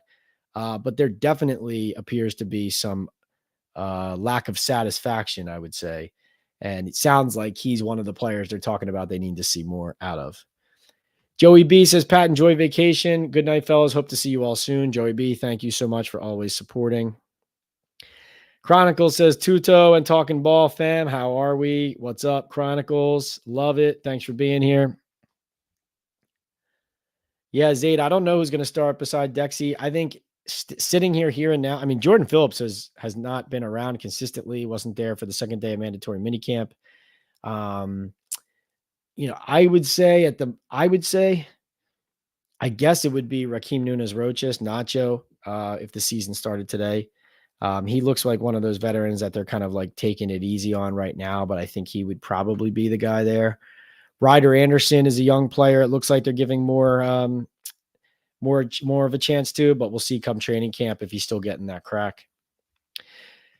Tommy said that he was listening to this other podcast. He said, I listened to Pat's podcast, and this person said he respectfully disagrees on that. I said, everyone has their own opinions and takes. It was the old guy, P, but Jonathan takes on the show with him, has good takes on the show with him. Okay. Yeah. Hey, gotta love the haters. Tommy says, he is a diehard for the organization. Don't differ in opinions with him. He will get on you for real. I still don't know who you're talking about, Tommy, but thank you. And listen, I do not fear arguments or disagreements. That's for sure. Conflict often brings positive change. Ryan says, oh, okay. Thank you, Pat. That makes sense regarding Daniel Jones. I need to stop listening to the fan while driving. We got the info for you here, Ryan. All good. Bill, my man. Chronicles says post-training camp lives. Yeah, Chronicles. I think I'm gonna tinker around with what's the best way to do those, right? So are we gonna do a live every day?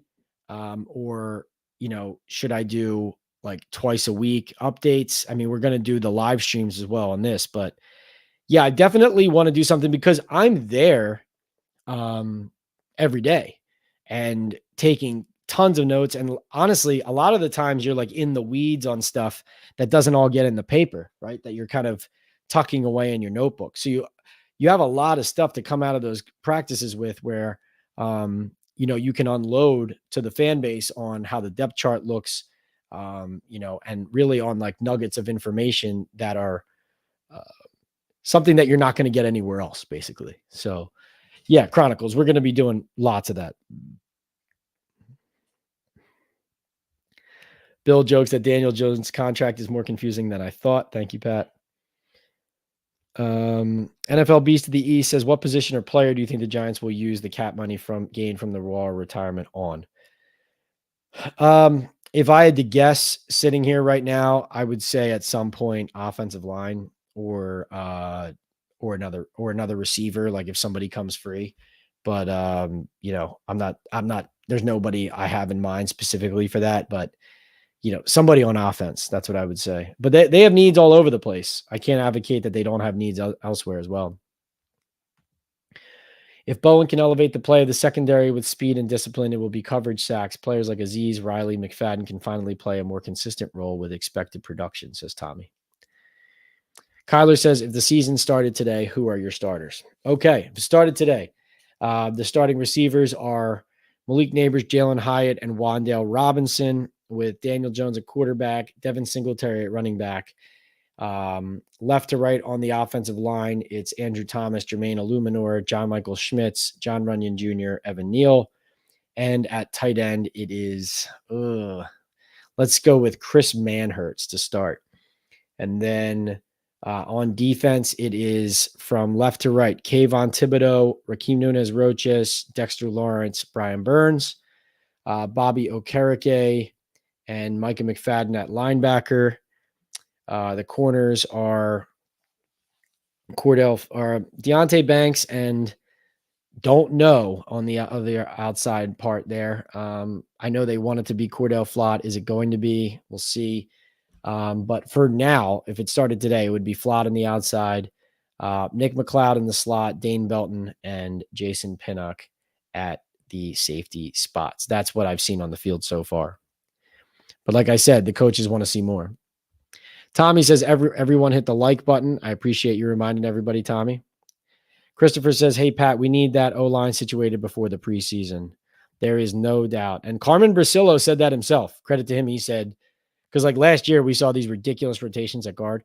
Brasillo said, like, once we get a couple weeks into camp, he said, I need that baby set. He's like, I'm not nervous yet, but if it's not set by then, I will be. So they know.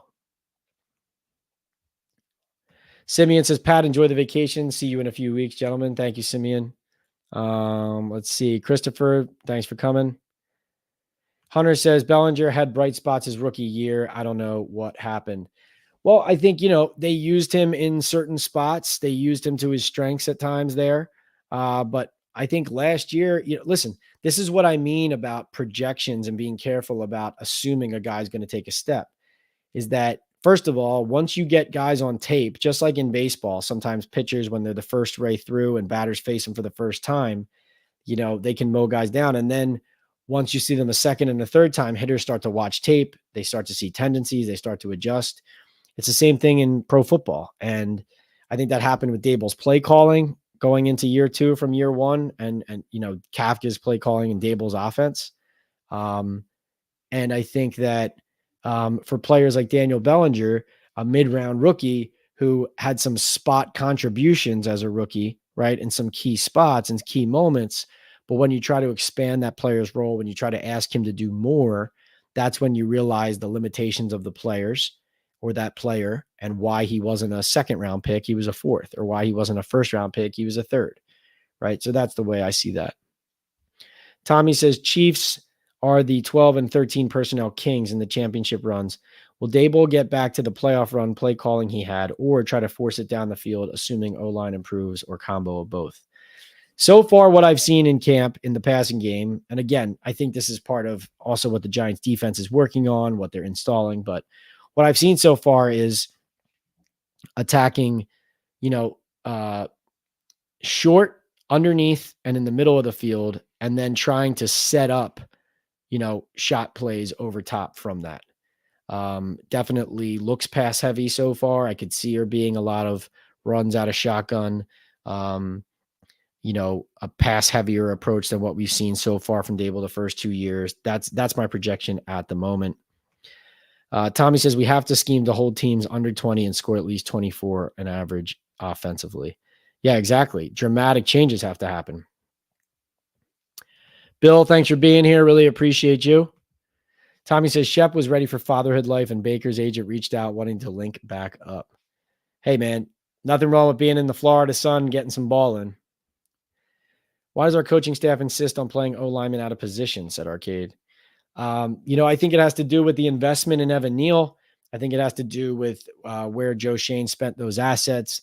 And also, I think that has something to do with trying to establish that consistency we're talking about. Like if you're trying to get the 5 together and get the 5 aligned and playing together as early as possible, and try to make sure guys aren't moving around and there aren't rotations left and right, then I think that's all part of playing into that. But certainly it is odd. You thought you were excited about the possibility that when they signed Illuminor, it meant that they had insurance at right tackle. And listen, Illuminor did still say he is that insurance at right tackle if and when he's needed. He just said, he's not going to be practicing or preparing as if he's playing tackle. So that doesn't mean he's not going to kick out there if he's needed, but certainly it looks like it's Evan Neal or bust right now. That's why I think the Giants need to be on that waiver market on cutdown day, if not earlier, for a better swing tackle. I mean, I would be trying to search the world for one right now. I mean, they need somebody better behind their 2 tackles right now. Hey, Timothy, what's up? He says, will Tommy DeVito start a quarterback for the Giants if Daniel Jones and Drew Lock are injured during the preseason? We will see. This was actually interesting in the final practice. The first time through, they went, Drew Lock, Tommy DeVito, Nathan Rourke, right? The second time they went through, they went Drew Lock, then Nathan Rourke, then Tommy DeVito. DeVito hasn't been very impressive to me. He had one practice that was encouraging, but mostly has looked like the same limited quarterback. I think there's a chance that they keep, Jones, Lock, and Rourke as the 3 QBs, and DeVito gets cut down to the practice squad. But we'll see.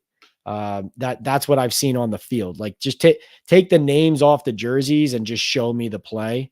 And I know it's hard for people to do that, but if you just took the names off the jerseys and you didn't know who was who and you watched the play, like that's how I would rank their springs, right? Like obviously Jones has been on the side, but I still think he's a better quarterback overall than Locke.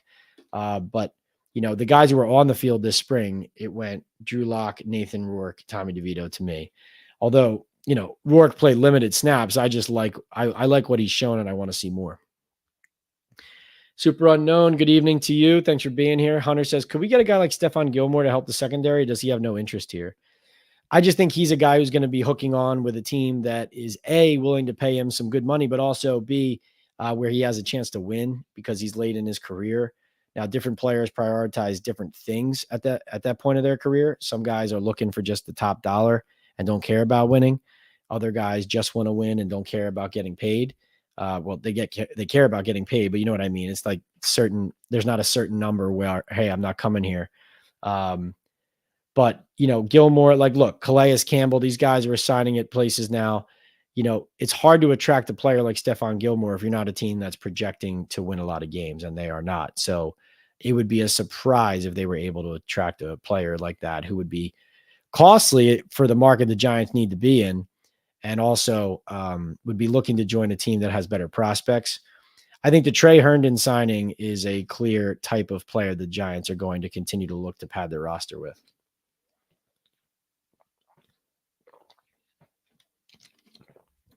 Timothy says, will the Giants defense be dominant this season, Pat? I don't think so. I think it's going to be, regress. I think somebody made a reference earlier to the run defense needing to improve. And certainly Bowen, if he has a track record of anything that's identifiable as a defensive coordinator, it is stopping the run. Of course he worked in tandem with Mike Vrabel on all that.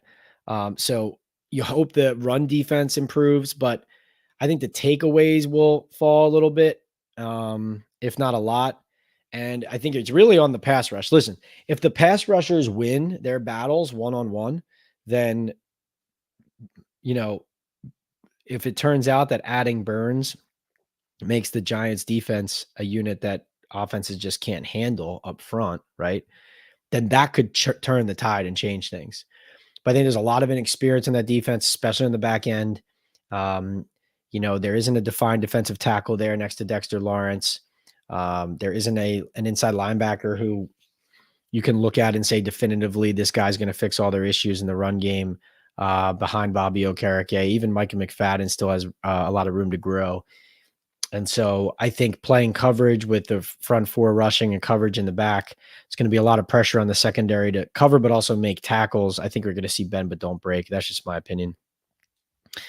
Timothy says, hey, Pat, will Thibodeau get a single season sack record with 24 and win DPOY honors this coming season? No. But I think first thing you need from him is to set a good edge and to help them stop the run. That's the first thing you need from him. I know we want to see sacks. We want to see game-changing plays. But also, like Timothy, to your point, Dexter Lawrence probably going to attract a lot of double teams, which is going to mean that Kayvon Thibodeau and Brian Burns should see a lot of one-on-ones this year. So win those matchups, man. Win those matchups. Arcade says, that's cap, Pat, about Daniel Bellinger. He's a top-tier tight end. Oh, top-tier tight ends have sung his praises and called him an up-and-comer. We'll see.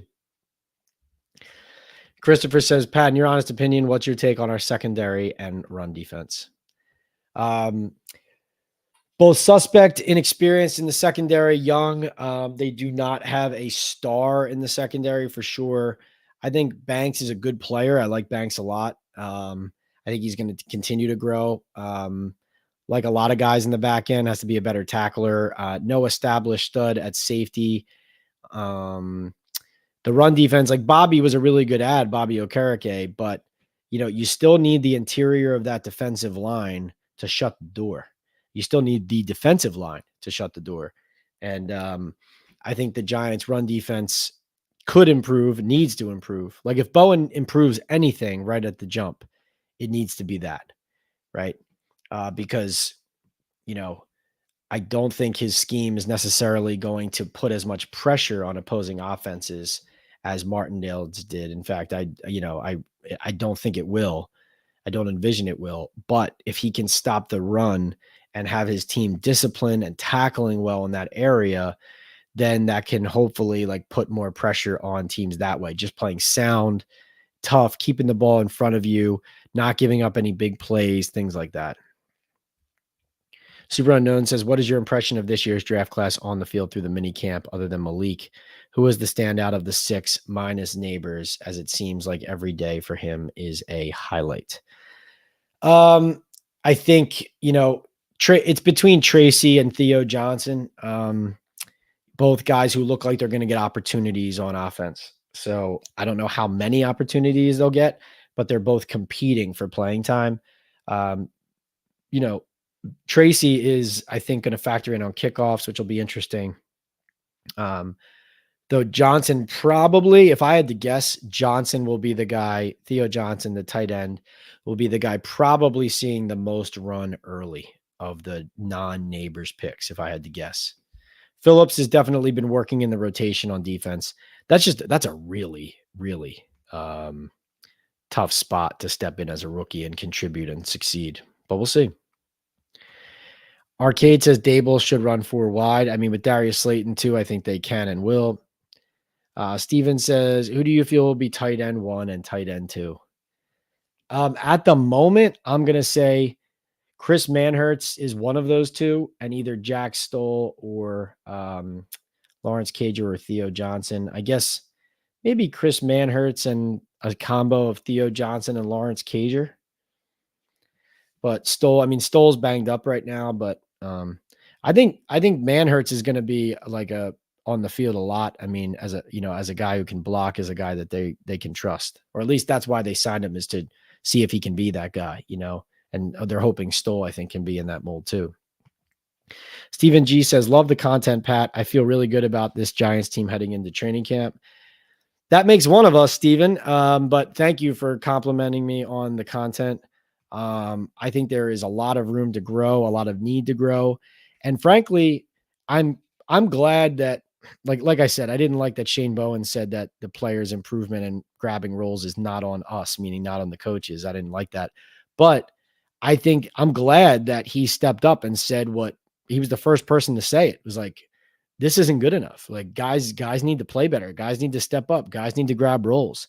Like he knows that no one, like right now, everyone talks about, oh, look at how everything's new and look at this new defense and look at how collaborative everything is.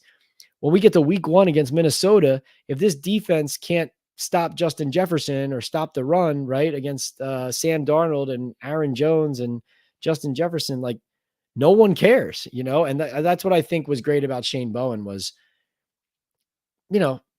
showed some urgency there, and that's what they need. Hunter says, the way we drafted and hit free agency, Shane is all in or bust at tackle. He doesn't want to add because that's admitting defeat on the Neal draft. Yep. Yeah, Hunter, that's right. Like, I think they're married to Evan Neal because of their investment in him is the way I look at it, and I agree. Welcome to Big Pat Sports Talk says, what's your take on the Giants offense if we have a decent O-line? I think Malik Nabers will be able to make big plays with a decent O-line. Daniel Jones, when he gets under pressure and gets sped up, that's when he makes bad decisions and makes mistakes. I think it's, you shouldn't need the offensive line to be perfect for him to play good football. But, I think that with a good offensive line that can run the ball well enough, even though Saquon Barkley is gone and you don't have that star running back anymore, if you can take pressure off Daniel in order to give him, more of a comfortable experience, like reading the field, right, consistently. Because we all know last year what happened with him is his offensive line was so bad so early, so consistently, that he just started seeing rushers that weren't there, rushing throws, throwing into traffic, and it just all snowballed on itself. So that was a disaster. And I think with a decent O-line, Big Pat Sports, you at least start to set, like we always talk about, hey, give the quarterback, it's Daniel Jones or whoever it is, give the quarterback a chance to prove that he can play sound football, right? And with Malik Nabers, he finally has a number 1 receiver, like a potential star receiver that he hasn't had yet here during his time in New York.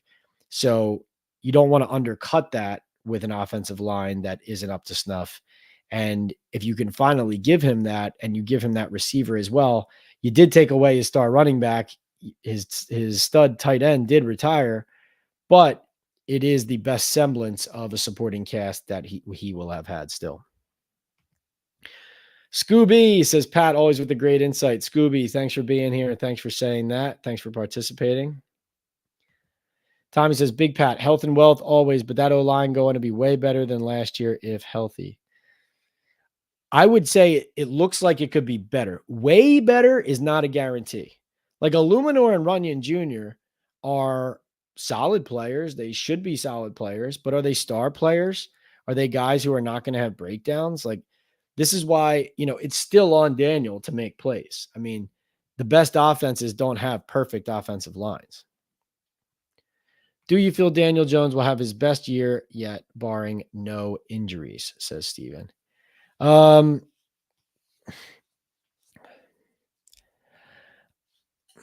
see. Listen, if he stays healthy and everybody around him stays healthy, his passing numbers could be up. But does that going to translate into touchdowns, and is it going to translate into wins?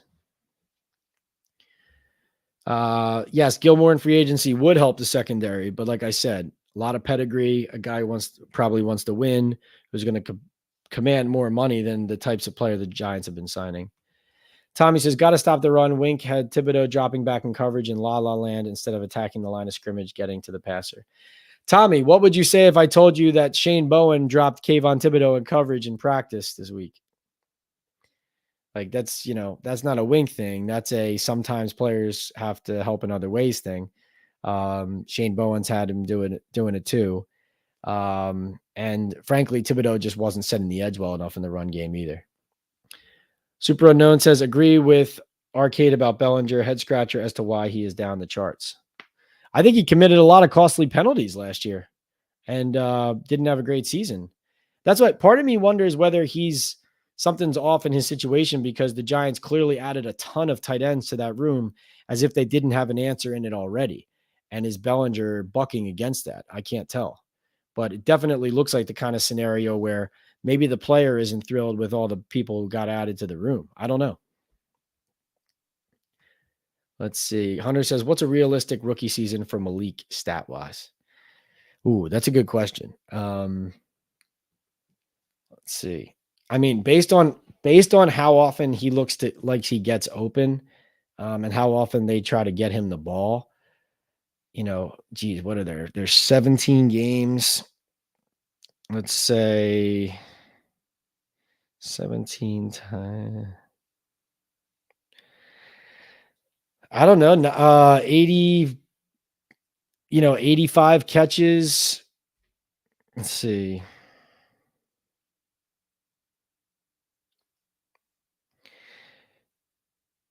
Could he go 85 catches, 1,000 yards, and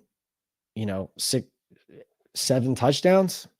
I mean, the type of player he is, how explosive he looks like he is, how I feel like he's the type of player who, even if he doesn't get in the end zone in certain games, like he could still have 7 for 81 on a day where it was like a quiet 80 yards. You know what I mean? Like, I think that's the type of player we could be looking at here when he's healthy. So those are realistic numbers if he's healthy, and if Jones is healthy, and if the line's okay, and if they can move the ball, But again, has to be healthy, has to have a good head on his shoulders, and you got to find him. Johnson isn't the O-line coach. It will be way better, says Tommy. Super Unknown says, good night, Pat. Great job. Hope Daboll still takes your questions. Oh, yeah, he always does.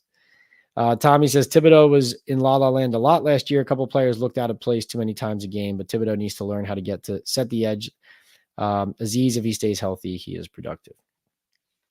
Guys, you're such diehards. I appreciate you spending these 2 hours with me on the Talkin Ball live with Pat Leonard podcast. Like I said, going to take a little bit of vacation. We're going to take a little bit of a break here on the lives, but the content will be coming, especially as we hit July off and rolling. Like, I know right now it probably feels like training camp is a ways away, but I promise you it's right around the corner. And it's going to be exciting. It's going to be fun.